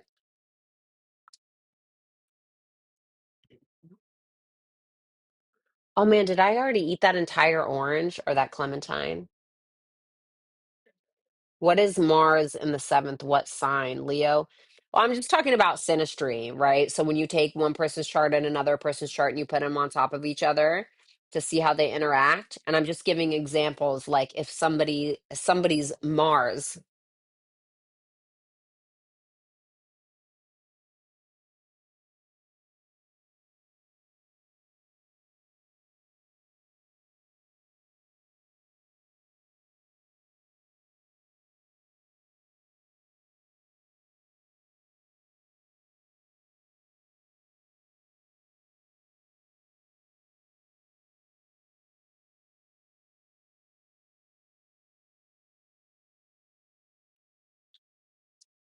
Okay. All right. So hopefully you guys can hear me. So I'm just saying, like, if a person's Mars fell in your seventh house, that's how it can kind of manifest.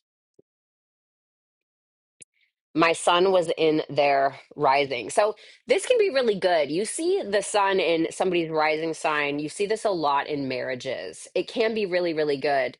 Um, Now, sometimes, depending, um, these people, it can sometimes show up as a competition. And in my opinion, like people say it's the planet person that's bringing that energy, and I get that.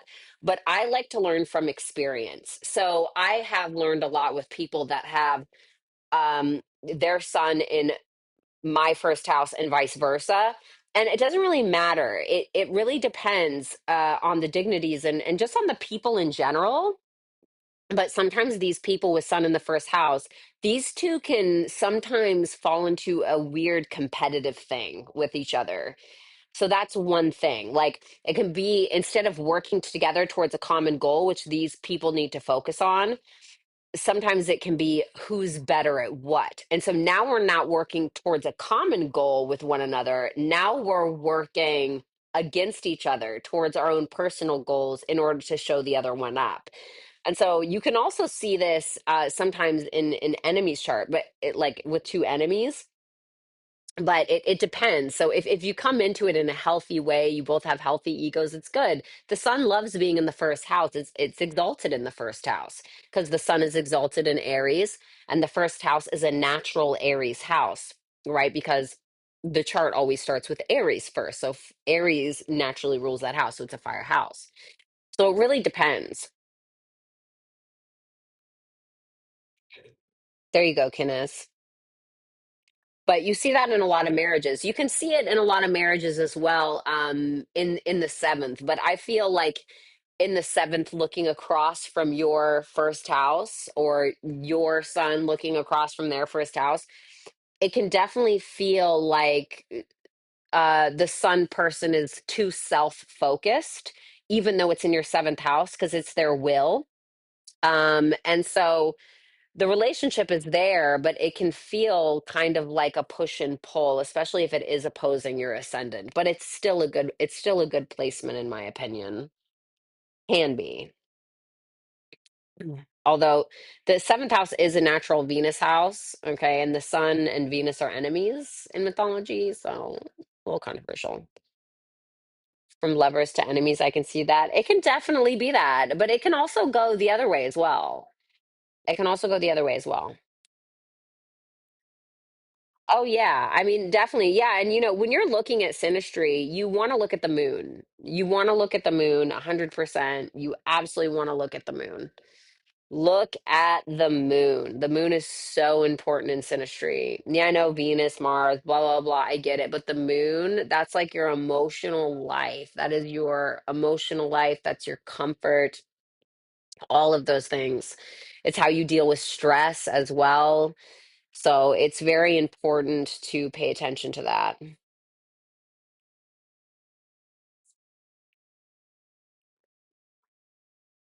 You're welcome, Sustainable K. Oh, I'm so sorry. I didn't see Hans. I did not see your super chat question. I'm so sorry. 1 second, guys.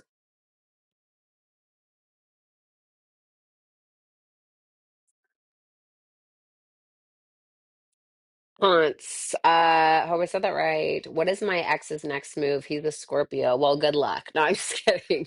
He's a Scorpio. I'm a Virgo sun with a Cancer rising. Oh, I bet you're just darling. I bet you are darling. I love the Cancer Virgo dynamic. That is beautiful. Okay. I really don't know what else to say. Okay. Let me see.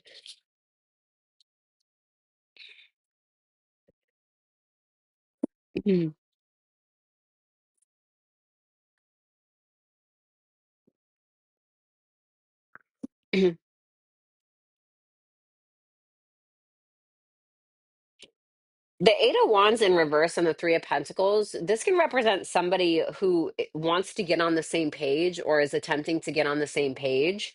But it can feel like they're forcing it, or they don't really know how, or they don't really know what to say in order to get on the same page. So it seems like the intention is to be able to get along with another person. So I would assume that that would be you, but it can feel like it's forced a little bit, or like this person doesn't really know. The Eight of Wands in reverse makes me think of you know, um, like a giraffe on roller skates a little bit, trying to have a conversation. Like it's just, okay, this is weird. And it can be a little blunt as well. The King of Swords in reverse. Once again, I mean, the Eight of Wands represents communication, as does the King of Swords. So when you see it in reverse like this, it can be like, I don't really know what to say. Let me see. The Six of Cups. I'm assuming that this is about you. The Six of Cups is somebody who has very fond memories of another person. So this person can be thinking of you, but in a fond way, not in a nasty way, not in a gross way, not in an angry way or anything like that. But it seems like this person maybe doesn't know how to express those feelings, or this person may feel like they're forcing something, or maybe they feel like an idiot in some way. Maybe they're blocked. I don't know. But above all, it seems like there's a desire or an intent to be able to come together with another person, which I assume would be you, in a mutual understanding, but they may feel blocked, or they may feel like they don't know how. So whether that's they're literally blocked, or it's like metaphorically blocked, so to speak. So yeah, that's what it looks like. Thank you so much, Hans. I really appreciate that. Have a good night, Deb. Thank you so much. Moon in Leo, Sun in Leo. Oh, wow. Were you born right before a new moon, during a new moon, or like right after a new moon? Do you know the degrees? What sign is your bestie, Violetta? My bestie is a Sagittarius, Sagittarius stellium. Wait, is he? Yeah, he's a Mars in Sagittarius, Mercury in Sagittarius, Sun in Sagittarius. So yeah, sorry I read that late. So look at the composite and watch for. Okay, I already read that. I feel like an idiot. But yeah,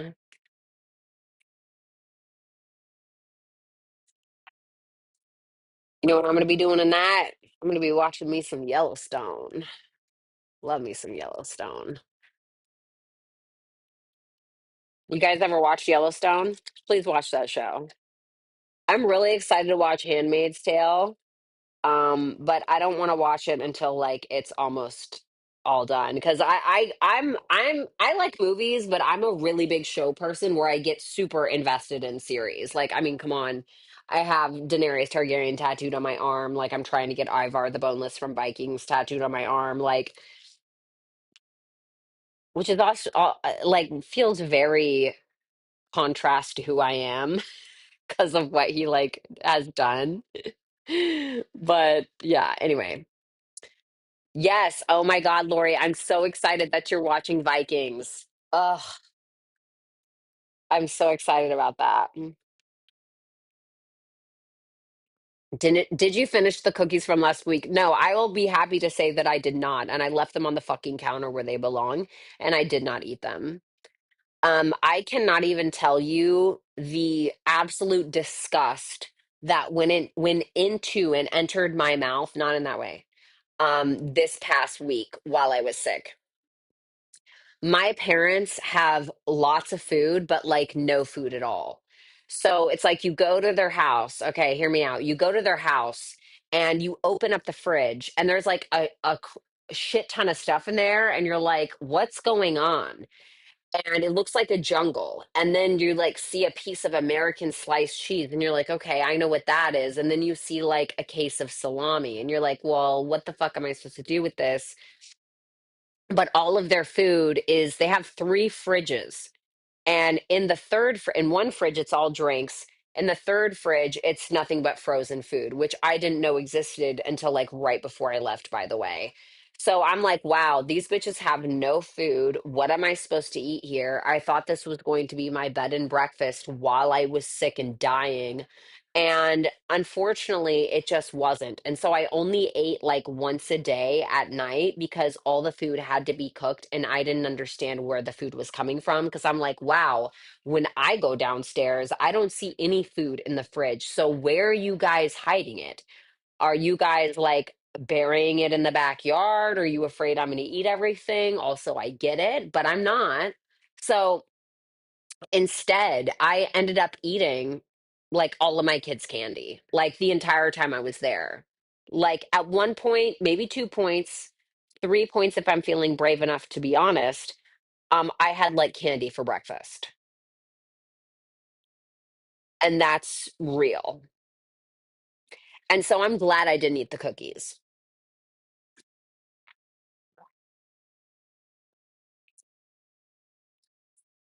Um, yeah, Ivar is gross, absolutely, but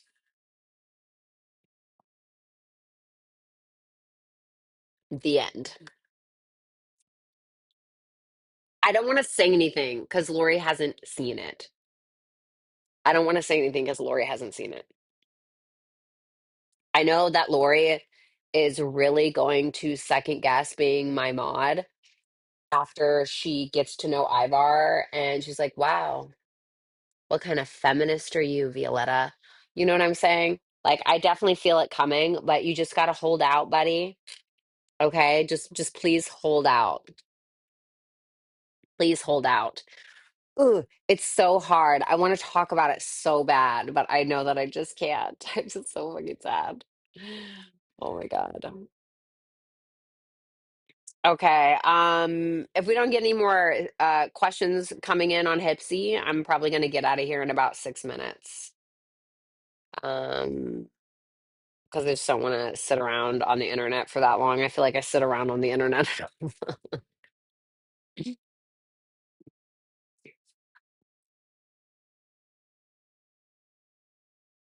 Yeah, Ivar is a menace to society, but I love him.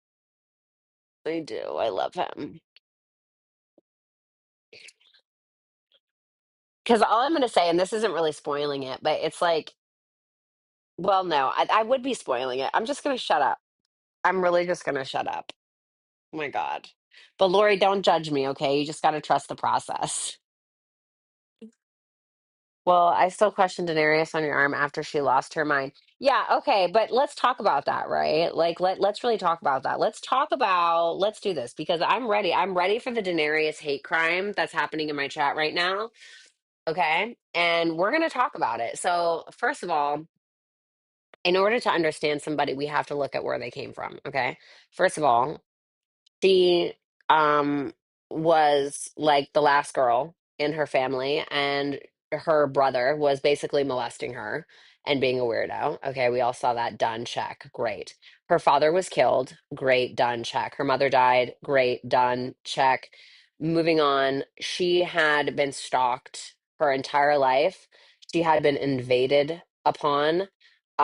She had been terrified her entire life. They tried to kill her in her crib, and she was on the run, like on the lam her whole life just because of who she was. Okay. So imagine like going through that your entire life, right? Like right now, we just deal with like nothing like that. Okay. Not our whole lives. Okay. I mean, well, being a woman, I guess you kind of are your entire life, but like hers on a grander scale, right? So then her brother sells her off to some like crazy shirtless guy that's not talking. And in the books, essentially, SAs her. And by the way, she's 13 in the books. Okay. So let's keep that in mind. And this was back in the day. This was back in the medieval days. Okay. Where this was like normal. Sorry, that water bottle like cracked. And then, right, she becomes this beautiful queen, and she ends up like hatching three dragons. She realizes that she can't burn. She fights for her life These people abandon her. She loses her husband. She loses her baby due to this freaking witch, even though she saved all these women from getting essayed.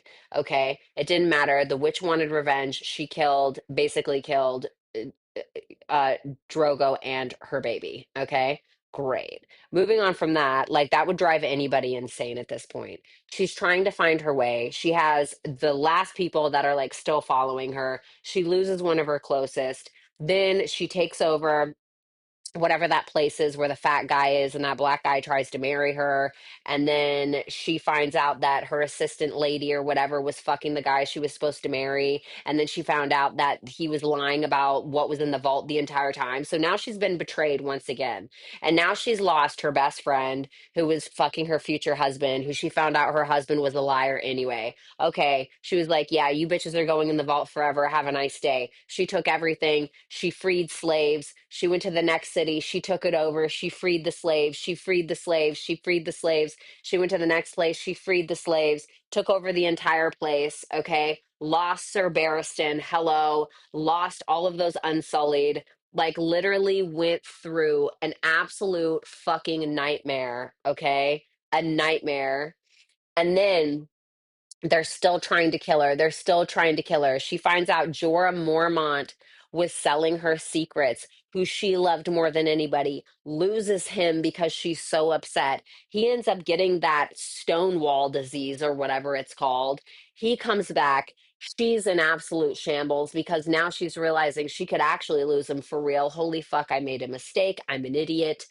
Okay. Then everybody ends up turning on her at some point because she has to chop off this guy's head because he went against her wishes. And now she's like the enemy of the state, even though she freed all of these people. And then she's like telling Cersei, all of these people, back off, back off, back off. They kill her best friend, what was her name? Missandei, okay, kill her, behead her in front of her face. They kill two of her dragons. Now she has one.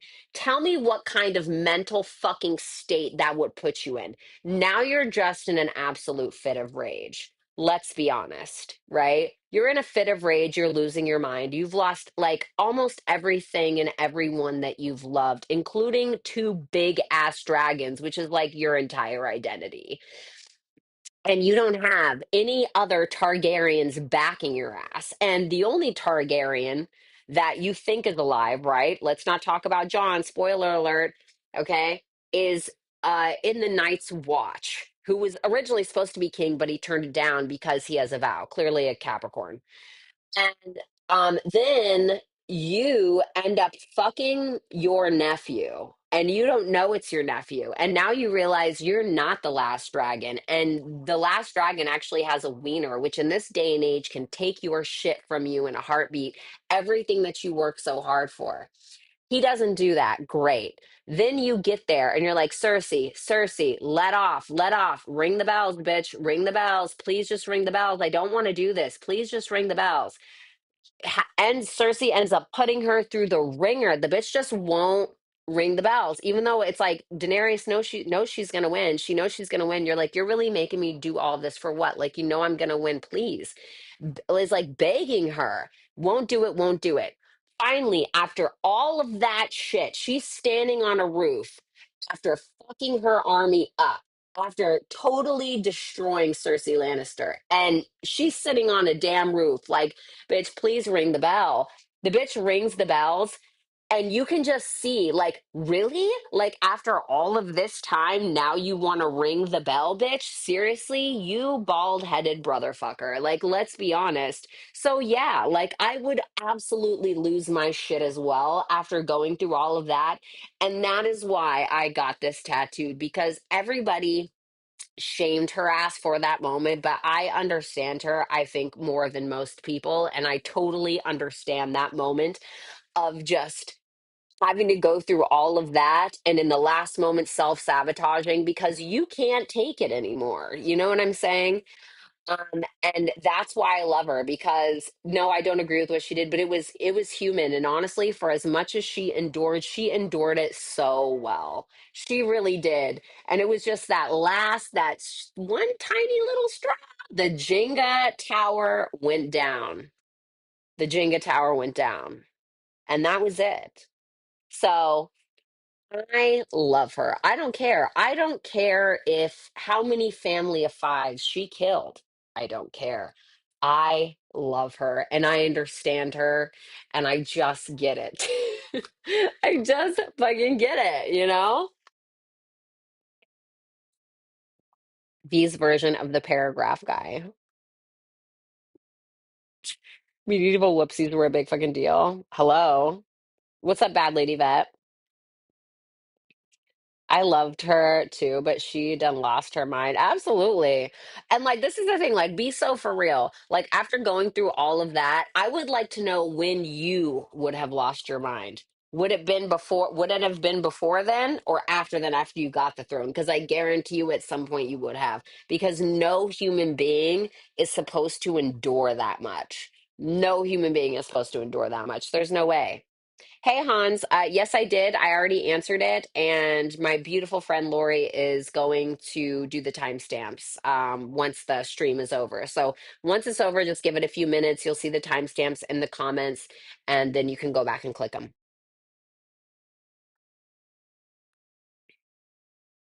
I think before then, when Cersei murdered my best friend, you see what I'm saying?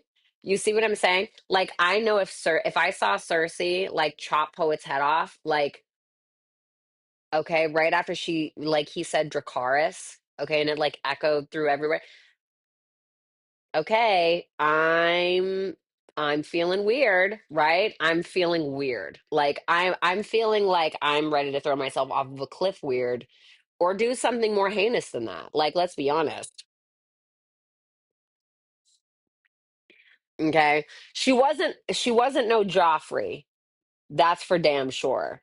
But see see it's so crazy and that's why I got this tattoo of her when she lost her shit because I understand that moment and I've had those moments where everything I've built can be sabotaged because of my anger in 1 second because I can be so impulsive because what I do is I push it down like most tourist placements do. We push it down, we push it down, we push it down, we push it down. We don't say anything. Everything becomes like a little file folder thing and we just store it, we store it and then one day we like lose it and everyone's like, "Wow, what's wrong with you?" you know? You know what I mean? And like we end up sabotaging everything. So I get that moment. Don't you think it was garbage when they decided to make Jon Snow the Dragon King essentially after all they made him? No, I was not cute. Not into that. Goodbye. Nobody cares. But I love Jon though. You know why I love Jon? And I don't fault Jon for that. I don't fault Jon for that. I think he tried his best. I really do. I think he was trying to always do the right thing. He was always trying to do the right thing. And in situations like that where the right thing is the hardest thing to do, those are my favorite characters usually. Those are usually my favorite characters. And John was that person. That's also why I loved Rick in The Walking Dead because he always did the thing that was it maybe wasn't always the most liked decision, but it was the right thing to do. And he suffered consequences from that gravely, like where he died. Spoiler alert, guys. But he suffered for doing the right thing when they killed him for bringing the wildlings in. Like he really suffered for that. And oh god, that broke my heart. But I was like, ain't no can way that he's gonna stay dead.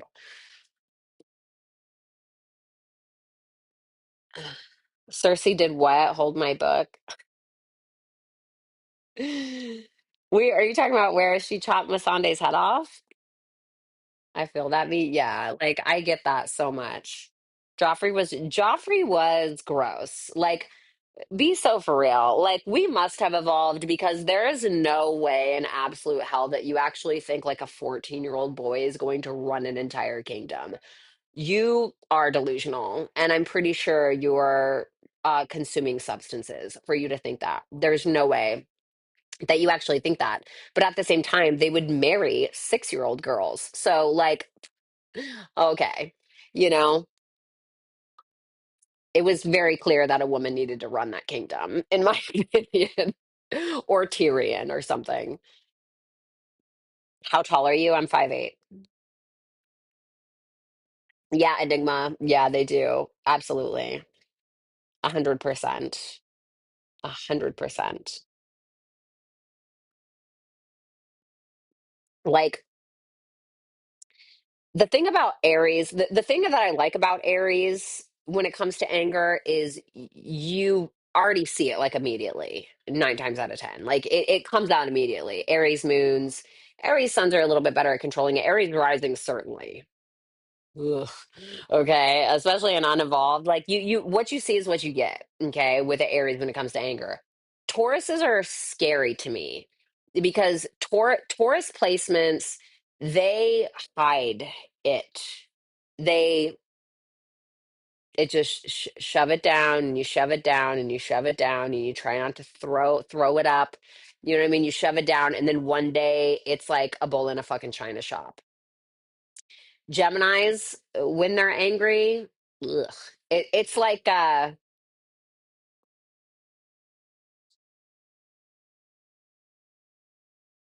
you're a smelly armpit farter or something like that. Just like Geminis are literally like the you're a smelly pumpkin head poop face. Like they're just like, okay. Like, all right, buddy. You know, like I've had Gemini people who have like disliked me. I like Geminis usually, but I've had Gemini people who disliked me that like I didn't even really know who they were. And I remember there was this one time this Gemini chick who stalked my Twitter page and for whatever reason. And so one time I like wrote this poem and I posted it and I just put good night and immediately, right? Because now I'm stalking her. Immediately I go and I check. Within 10 minutes, this bitch posts, stop saying good night, bitch. Nobody gives a fuck. And I'm like, who are you? Like, this is so weird. What is happening here? I remember this other guy, this Gemini guy who like hate loved me, but he would like just insult me on the internet like all the time. And I'm just like, okay. I usually just don't respond. I'm like, okay. It's great.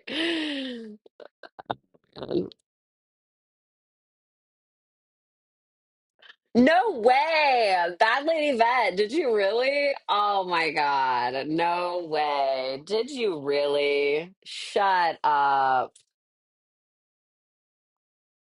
When? I don't see it. I don't see it. I have a love-hate relationship with them.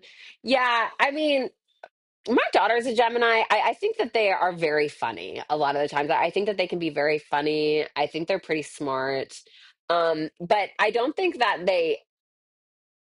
I love them, but I don't think that they ground it as good as Virgos can for obvious reasons, right? They're just like, right, little hummingbirds all over the place, right? And they're adorable. They can be really, really adorable, but like I feel like Virgos know how to rein it in a little bit better and stop me like just trying to talk myself up or anything like that because obviously I'm a Virgo. But like you notice like the Gemini Virgo dynamic, how and not all Geminis are like this. Some of them are quite evolved and quite mature, but they can be very petty. That's a good word to say. Like the Gemini people can be very petty sometimes. Like look at Wendy Williams. Like come on, you know what I'm saying? Like be so fucking for real. And so a lot of the times when Geminis like to say something, I'm like, okay. And like I usually just don't respond because I'm just like, okay, well, I always think of I always think of like Geminis as like the 3-year-olds, who's like throwing a tantrum. Smelly poopy head, armpit, farter, smeller, sniffer, like okay. It's okay. You know? Yes, Small TV, I'll answer it right now. Let me just pee really, really quick. My daughter is a Gemini as a oh my God, you have a Gemini daughter too. Gemini risings, I think, handle it a bit better, in my opinion. I do think that I do think that like I think that air signs very much remind me of like Oh my God, like fucking nobody cares. I feel like they're all like that. They're all just like very like mean girls. Not like they're mean, but it like that kind of talk and like how they are. I think they're so funny. Like I think that they're so funny. I really do. I think that they're so funny. Like Gemini, Libra, Aquarius reminds me of the three mean girls. Like oh, so much, dude. But I love it. I love it. I think it's part of their charm, you know? But I think the Gemini risings, I think that they are less petty and more direct. I think the Gemini risings are less petty, more direct, but they also know how to wrap it in a joke that is not hurtful. You know what I'm saying? All right, hold on. Let me just pee really, really fast.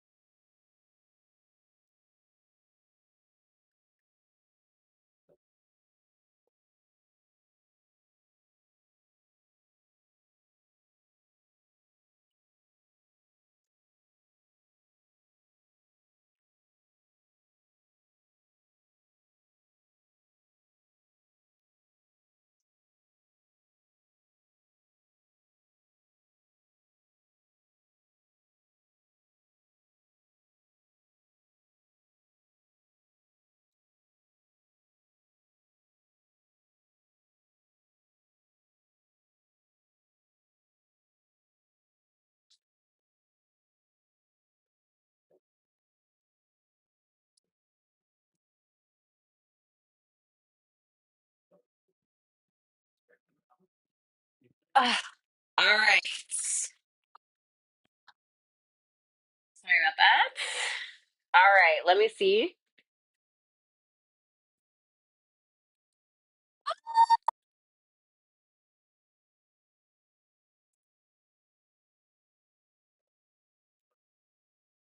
Yeah, I mean, definitely Susu. I mean, I agree with that. I mean, because they're mutable. I mean, yeah, they're still mutable, though. You know what I'm saying? Like, Virgos are the air signs of the earth signs.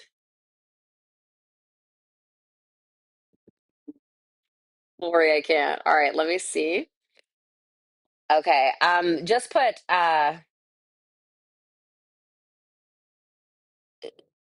put P. Okay, like P, just the letter P for this one. Okay, and I'm not going to say it out loud.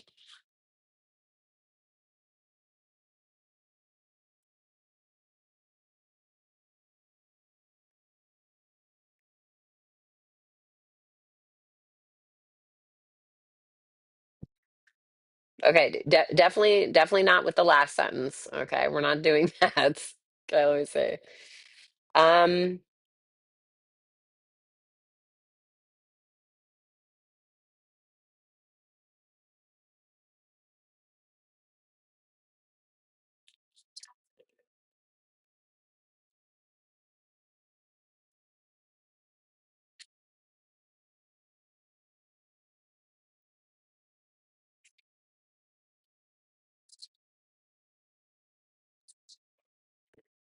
Four Cups, Chariot reversed, Hierophant reversed. I think that this is somebody to me who lacks gratitude. The Four of Cups can represent somebody who is a little bit spoiled, somebody who acts a little indifferent, stuck up, snobby. So what? You know, I have this, that, and the third. Why do I need this? You know, or like, and it can be somebody who has had a lot of a good thing, but they take it for granted as well, which can cause them to not appreciate what they have.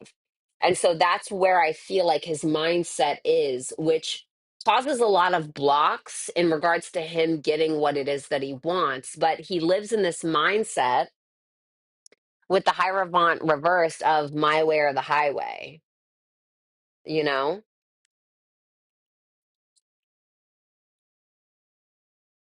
Does he have any remorse about this? Or Knight of Pentacles reverse? There's something about him caring too much about what other people think in a way where he may care what you think to a certain extent, but I also feel like it's not just you that he cares about, like what you think. I think it's also everybody else. So I feel like this is somebody who, especially with the Hierophant reversed and the Knight of Pentacles in reverse, this represents to me somebody who's very spoiled, childish, and stubborn. Is this who I think it is, or is this someone else? Is it the or is it the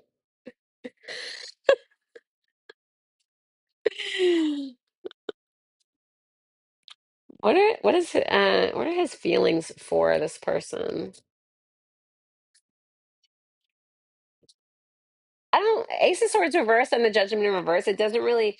So when you put these two cards together with the Ace of Swords reverse and the Judgment in reverse, this is somebody who isn't really taking something seriously, or they could be lying. This is somebody who's not willing to be honest or truthful with you about something. So if you attempt to try to get them to take accountability, I feel like they're going to stonewall you or silence you, or I don't know, maybe extreme cases block you, but I doubt it. But it's like a stonewalling or a quiet or a I don't want to bring this up. I'm not going to talk about this, blah, blah, blah. Four of Cups, I have my arms folded. It's my way or the highway. That's kind of the vibe.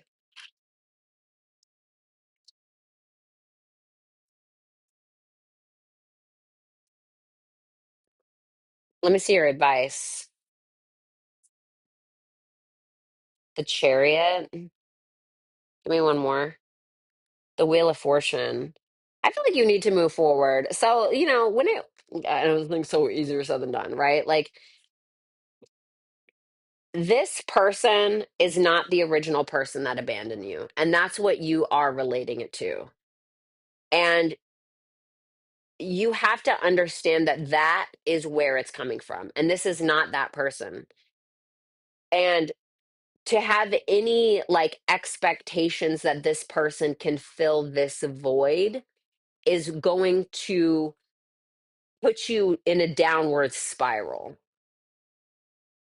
So don't associate this person, or try not to put that expectation on them, because you're going to disappoint yourself, because they will disappoint you. And guess what? Everybody will disappoint you. Every person on this planet is going to disappoint you. So it's really about who is worth being disappointed for. And this is about looking at something from a higher perspective. And sometimes the higher perspective is going to take you coming out of your own body, so to speak, and acting like the person you love the most is kicking you the same scenario. And the advice you would give them is your higher perspective. And what is it that you really want? Like, what's at the root of that abandonment wound? What do you want? Do you want closeness? Do you want somebody to prove to you that they're not going to leave you? You have to stop abandoning yourself for people that are not willing to stay. You have to stop abandoning yourself for people that are willing to put you last, because that's exactly what you're doing. And what happens now is if you continue to reward this behavior with more of your attention, it's never going to change, because your attention is payment and your attention is a reward. But he isn't doing anything for that reward. If the dog doesn't sit, he doesn't get a treat. And I hate to put it like that, but sometimes you have to think about it in that way. First of all, to detach yourself from the situation in some way, first of all, to make it kind of fucking funny, but to put yourself in the empowered position, as opposed to the dog that's hoping a scrap is going to fall from the table while you sit, jump, shake, twirl, play dead, and you don't get any scraps or treats. People are animals, and we do require reward systems. And if if I am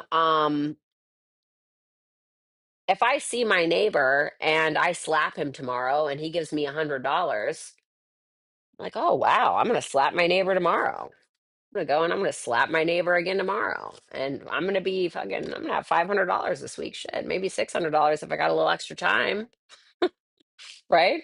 So you need to work out a reward system with this person. And I know that sounds shitty. I'm not saying you should treat this person like a dog, but he also shouldn't be treating you like one.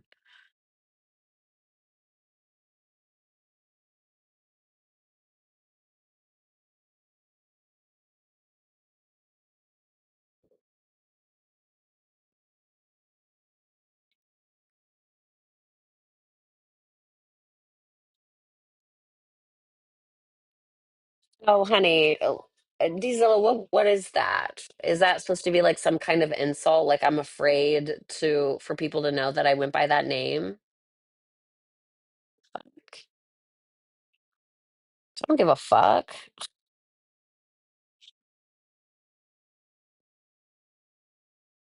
Where's that mushy whooshy cat, the fluffy one with the blue eyes? I don't know where she is. I honestly don't know where she is. Probably hiding from me. She's probably hiding from me.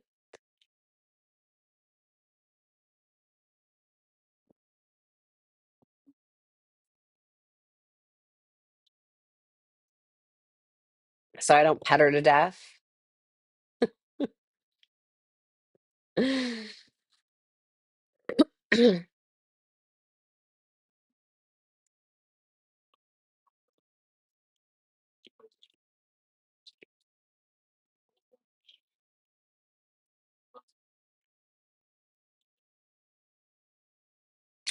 The stuff that they make with AI is so freaking crazy, honestly.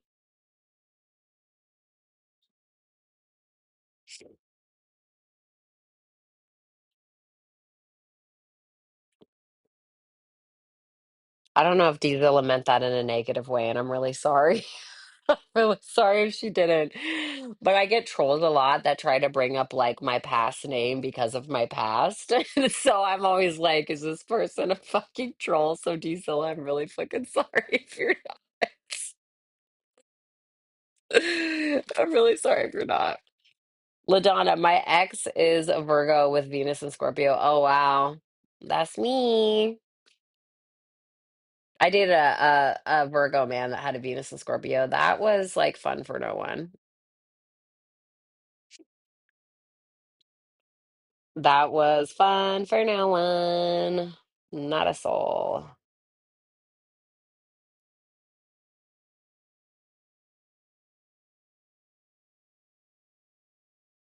You're a very talented artist, V.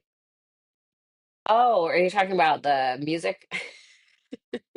Thanks. I don't know if I call myself an artist. I'm just a writer that raps sometimes. We're used to anyway. I loved it. I loved it. It was so fun for me.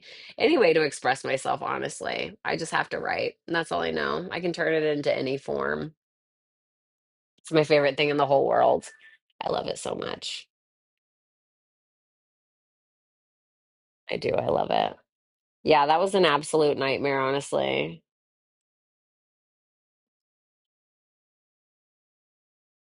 Yeah, I loved it. I have some on my old Instagram, Bratty Cupcakes. I still have it up there, but I have some like little freestyles or whatever that I wrote. Aw, thank you to Hans for the tip. That was so nice. Um, some little they're not really freestyles, but they're little like mini verses that I wrote that I put on there.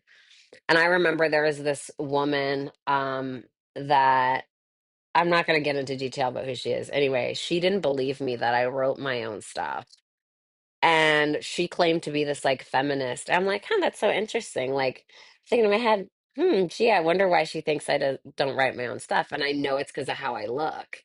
but I've been writing my entire life. It was like everything that I did growing up. I learned to write at a very small age, and I was writing my short stories. I was had one of those little old school typewriters that my grandpa taught because he was a writer and he used to write these little Western novels in his house. And he never published it or anything. They were just for him, and he had them like in stacks and stuff. And he used to teach me how to write. And then I won like a writing contest in middle school. It was a continuation school, but whatever. Okay, I still count it. And I used to skip school to write, and I would skip school constantly to go to the library and read and write. Like, and my parents didn't believe me. My parents were like, "Yeah, right. You're going and you're doing drugs and you're doing," and I wasn't. I was actually skipping school because I hated it. I just wanted to read and write. That's all I wanted to do. So I kept skipping school to go to the library, and my parents did not believe me, did not believe me. And they didn't believe me. They didn't believe me. One day I came home from the library, and my parents found my diary and found out that I was not lying. And my dad somehow was even more mad, I guess. And he took my entire notebook of everything that I had been writing and he threw it in the pit fire outside.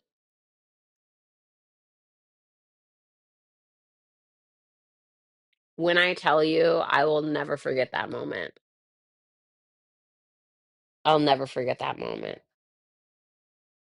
You're welcome, Hans. Love you right back. No problem. Your music is so original. Well, I don't know if it's original, but it's me. It's me. Yeah. Listen, Laura, that was my villain origin story right there. That's my villain origin story, I swear, when my dad did that to me. That's like taking my soul and just throwing it in the fire. I was so destroyed. I was so destroyed. I was absolutely destroyed. I'm like, I get it. You know what I'm saying? I get that, like, I should have been punished for doing that. But, it's not like I was going out and doing drugs or anything. I just wanted to write because I hated the rest of school. I love to write, though. And I felt like he could have done it in a different way. And I don't hold it against him now. Okay. I don't hold it against him now, but it has sat with me for the rest of my life.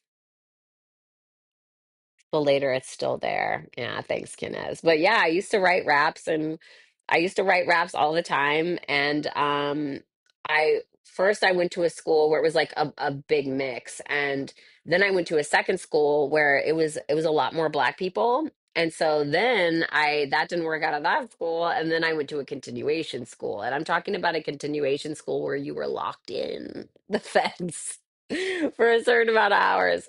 And so I was the minority. Okay. I was the minority. So I grew up around a lot of people who rapped. I grew up around norteños and sureños and like those people. And like I would be, and I didn't have to be there. Like my parents lived in a decent house, like in Palo Alto, but I just found myself in these situations. And there's a reason why, I guess, right? But I just found myself in these situations. And so I grew up in that, I guess, that culture, as you could say, by choice almost to an extent. And so it just, my writing went from short stories and translated into this kind of music. And I certainly can't sing. So, like, that's what it was just going to be. Southern Cali. No, it was actually Northern Cali. Yeah, it's actually Northern California. You're a better Virgo than I. I would not forgive that disrespect.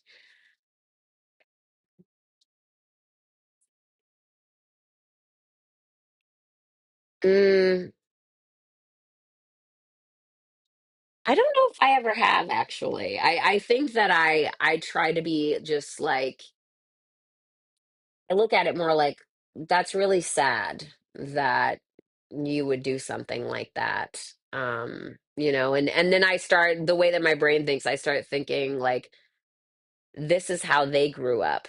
Someone did something like this to them. Someone took their soul and threw it away, or it must have felt like that to them. And so sometimes I look and I'm just like, this is what this person knows. This is what this person was taught. Not in all scenarios. Okay, there has to be a point, right? But that broke my heart. I'm not gonna lie. That broke my heart. I'm from NorCal. Oh, nice. Yeah, I went to high school in Palo Alto and Mountain View.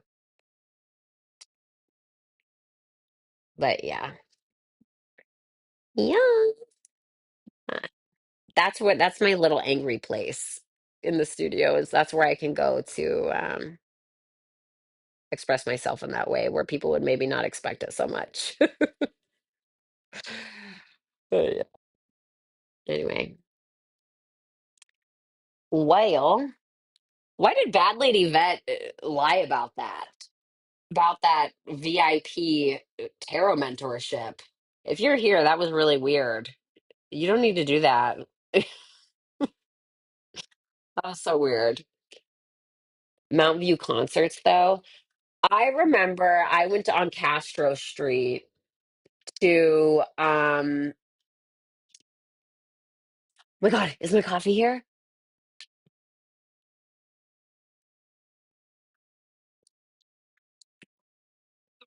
Nope.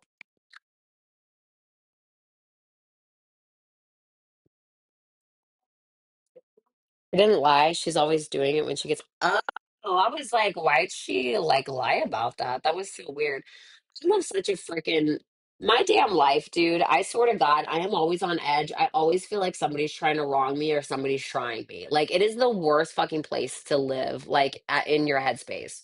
You always think that somebody, like not always, like especially if you have like a built trust, you know what I'm saying? But like I'm not trying to sound like a please don't think I'm being a victim or anything like that, but I have really just basically had a lot of environments where I always felt on edge or like somebody was trying to fuck with me. And so I kind of live in that space and then I feel really bad because some people like don't mean something in a certain way and then I misinterpret it because I'm constantly on edge. And I don't know how to get out of that place. I knew you had California, but yes, absolutely. I miss it so much. I'm not gonna lie, I miss it so much, but I'm not a smoker. Like I wish so bad that I could to be able to get rid of a lot of my anxieties, which is a lot better now, but I just can't do it. I can't do it. I am like paranoid as fuck in the corner, shaking like an autumn leaf, paranoid like aliens are gonna come abduct me. Like it gets weird, man. Like I can't do it. My mind does not relax. My mind goes in the opposite direction. Yeah, I have been through the ringer, but it's also not an excuse to treat people in a certain way. Although I do apologize if I realize that I'm doing that, or I kind of try to preface it, or then I like think about what I just said. I'm like, God, maybe they didn't mean it like that. You know what I mean? And then I have to kind of be like, hey, I'm really sorry if you didn't mean it like that. Ooh, it's really bad. Medication and therapy. I feel the same way. And so I feel so bad because there are some people that really don't mean it that way. And I'm like, oh shit, fuck. You know, you've come a long way since I've got to know. What's up, Carmen? Yeah, thanks. Yeah, it's been a lot. It has been a lot. But I'm so glad I got rid of that bleach blonde hair. It's not working for me. Handling online platforms is a lot though. Yeah, dude. It is. And I mean, some people really take it very, very far. Like the doxing, the hacking, like to the point where people like break into your house. Like it's weird. Like online stuff is not it's not like, oh, it's just online stuff. It's not always just online stuff. Like some people are really that fucking crazy. Okay. One guy that was stalking me for years ended up I had to call the police on him. I mean, I can't even say out loud the things that he was saying that he was going to do to me. And they just filed a police report. I'm like, do you not like see? Like, these are like blatant threats. They never do anything until something is done. You know what I mean? And so then he ended up going to the nut house. He ended up going to the fucking psych ward. But that was nothing compared to the other stuff. Oh yeah, Lori. People don't realize how much online stuff takes a lot of someone's time that we don't see. Baby, if you guys would have known what was going on in 2021, 2022, and 2023 behind the scenes, and even now to a degree, you wouldn't even believe me. That's how insane it is. You wouldn't even believe me. You would think I was fucking crazy. And so I just go about my life and I pretend like it doesn't happen and I put on a brave face and I keep it moving. That's really how it goes. That's really how it fucking goes. I swear to God. People are evil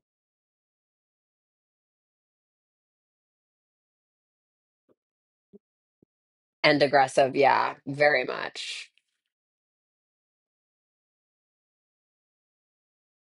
It would go in a conspiracy theory book and in a crime book. Yes. Hmm. I was crazy with you. I think you're just crazy with everybody. I think you're just downright crazy. You know what I'm saying? Most Aries women are. My first girlfriend was, but she was more like a. Anyway, I'm not going on that whole fucking spiel. Could talk about that for hours. So, a thriller novel, a psychological thriller, yes, with some very cryptic crime that's very hard to prove.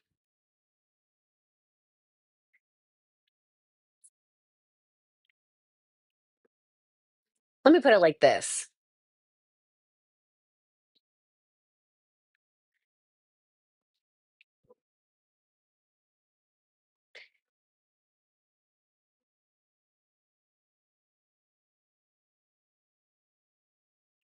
You guys know Dave Chappelle? Um, he was going to spill the beans, okay, on someone. And a certain group of people said that if he did that, or if he even tried to get out of his contract or anything like that, that they would have the entire world believe that he is a crackhead by the time he got home. And guess what happened? But like even darker than that. Think darker than that.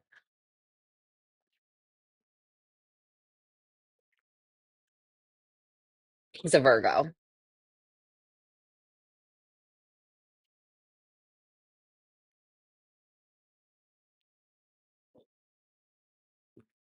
like darker. And the whole tarot community is very much run by the patriarchy more than you think. But I refuse to be manipulated. So I got punished. And there's a lot more to that as well. Yeah. Let me tell you, they don't just do it to famous people.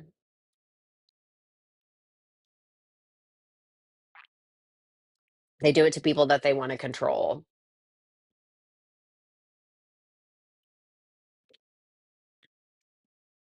What's up, underdog?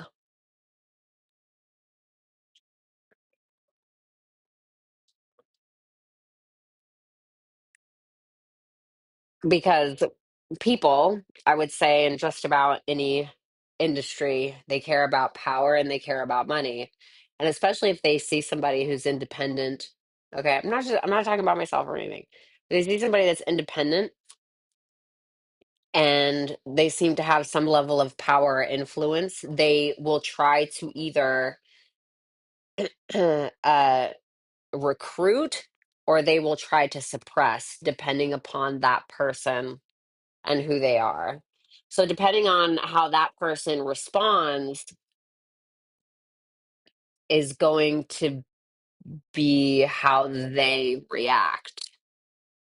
Does that make sense? So, anyway, That's enough conspiracy theory craziness. Um, oh, hold on. I didn't realize I had a reading. I'm so sorry. Can you put P in the thing again? And then I'm gonna probably go ahead and get out of here. So anonymous, okay, anonymous P, we'll call this person.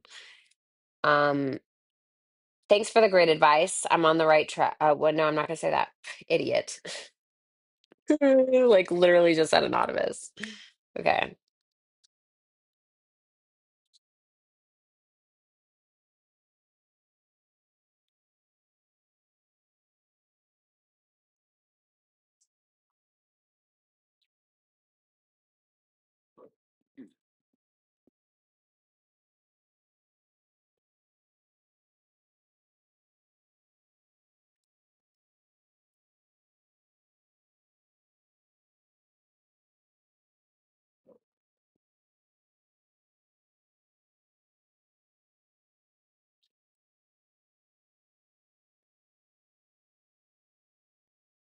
Okay. Sorry, I'm having to read this a couple times.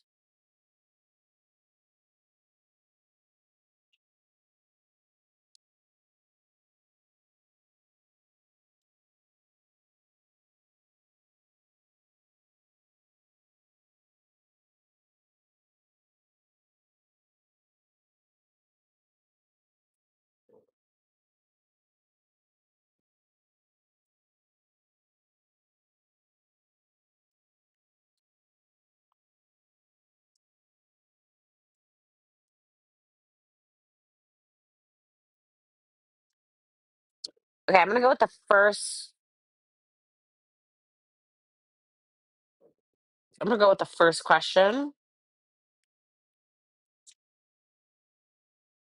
Honesty. The devil reversed is like an awareness of some kind of toxicity, some kind of fear, some kind of something that's holding you back, him back. The Queen of Pentacles reversed.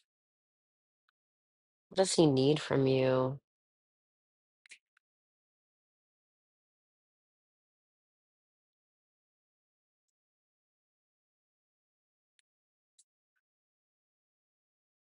Ten of Swords reversed.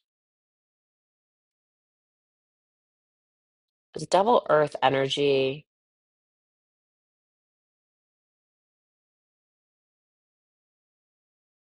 Double earth energy. The devil in reverse is a removal of some kind of blockage that's toxic around the Queen of Pentacles reverse, which I would assume would be you in his eyes, or maybe a feminine energy around you potentially.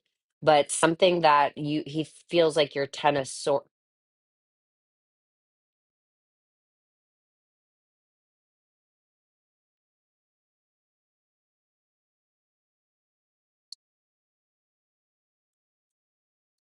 Thank you. I'm really sorry about that. That scared the hell out of me. Um, he feels like this person may want you to come to a realization around something with the Queen of Pentacles in reverse. So it's around money, your sense of self-worth, self-value, a sense something that makes you mean or that he feels like makes you reactive or mean or something of that nature. And he may feel like it's from some kind of past betrayal between the two of you or something that maybe has nothing to do with you, but what he needs from you personally is a letting go or a shedding of whatever that is, or even an awareness of it, or even a release of power. A release of power.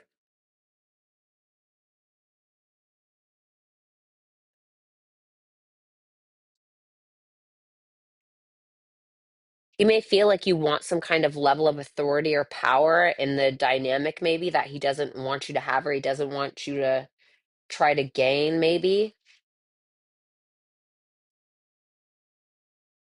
I had a train of thought with that until that fucking guy knocked. Damn guy doing his job. Ooh. Um What's that? Queen of Pentacles reversed. Queen of Pentacles in reverse can be very insecure, mean. Okay, not saying that's what you are, but even if you have to lessen that a little bit, or water that down. But she can be very mean, insecure, lack independence, maybe even put everybody before herself. But sometimes she can be very selfish. So it really depends. But he wants like an awareness or a release of power in regards to whatever that is. What is he in fear of losing me? What's he doesn't want to speak about issues in fear of losing me.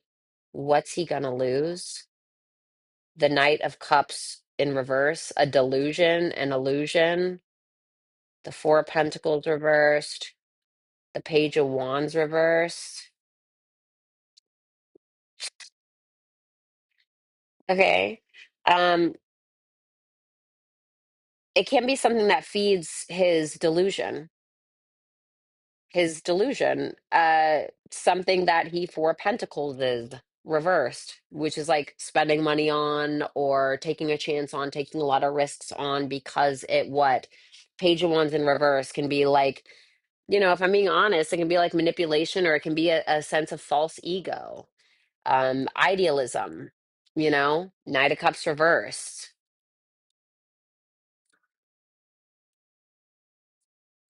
What's the advice? King of Pentacles reversed. The Nine of Swords, good God. The Seven of Wands. You need to ask yourself, if the juice is worth the is if is the juice worth the squeeze, as Minnow Tarot would say. Is the juice worth the squeeze? And this may be uh, something may be causing you a lot more anxiety or worry than it should. And the Seven of Wands is asking you, are you maintaining a healthy sense of space? Are you maintaining a healthy sense of boundaries? Is this now bleeding into your mental health in some way, that where the juice really is not worth the squeeze in some capacity? Because the King of Pentacles in reverse is somebody who has a false sense of security through potential financial means or status. And it's not a real sense of identity. It's a delusion. It's a falsehood. It's Taurus. King of Pentacles, reversed or not.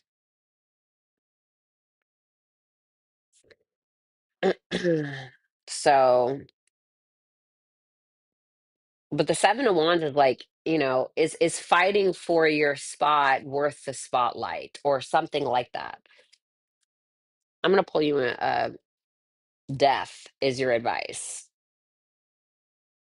What needs to change? What needs to die? It says the Red Wedding brings a brutal end to the lives of Rob and his followers. The shocking event marks the end of an era and the beginning of a new, darker chapter in the war for the Iron Throne, signifying the inevitable cycle of death and rebirth. Anyway, you know what death means, but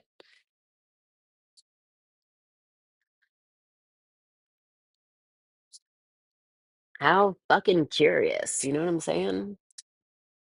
Thanks a lot, honey. All right, let's see. Yeah. What's up, Bestie? All right. I don't know if that made sense. I'm sorry. I tried to understand it the best way that I can. Um, Dave jokingly said, yes, right. I'm all packed doing my hair. Ah, I can't believe you're going to be here. I'm so excited. The red wedding was diabolical, honestly. But you guys, I do have to go. I need to make myself some dinner. I need to fucking shower. Poet's gonna be here. I have to clean my house. I have to do shit. He's gonna have to deal with the dirty ass car. I don't give a fuck. I love you, bestie.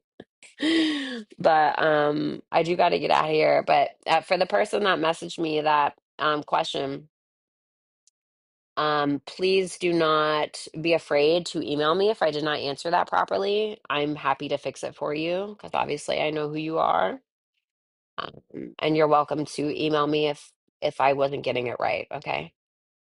And I have a personal reading that I have to do. So, but I love you guys. I hope you have a good one. I'll talk to you soon. Lori, thank you so much for doing the timestamps. And Bestie, I can't wait to see you. It was nice to see you, ladies. Um, it was nice to have you in the chat. It was nice talking astrology. I love you guys so much. Obviously, if you ever want to book a personal, you can do so at www.violettaalexis.com. Okay, I'm getting out of here. I love you guys. Bye.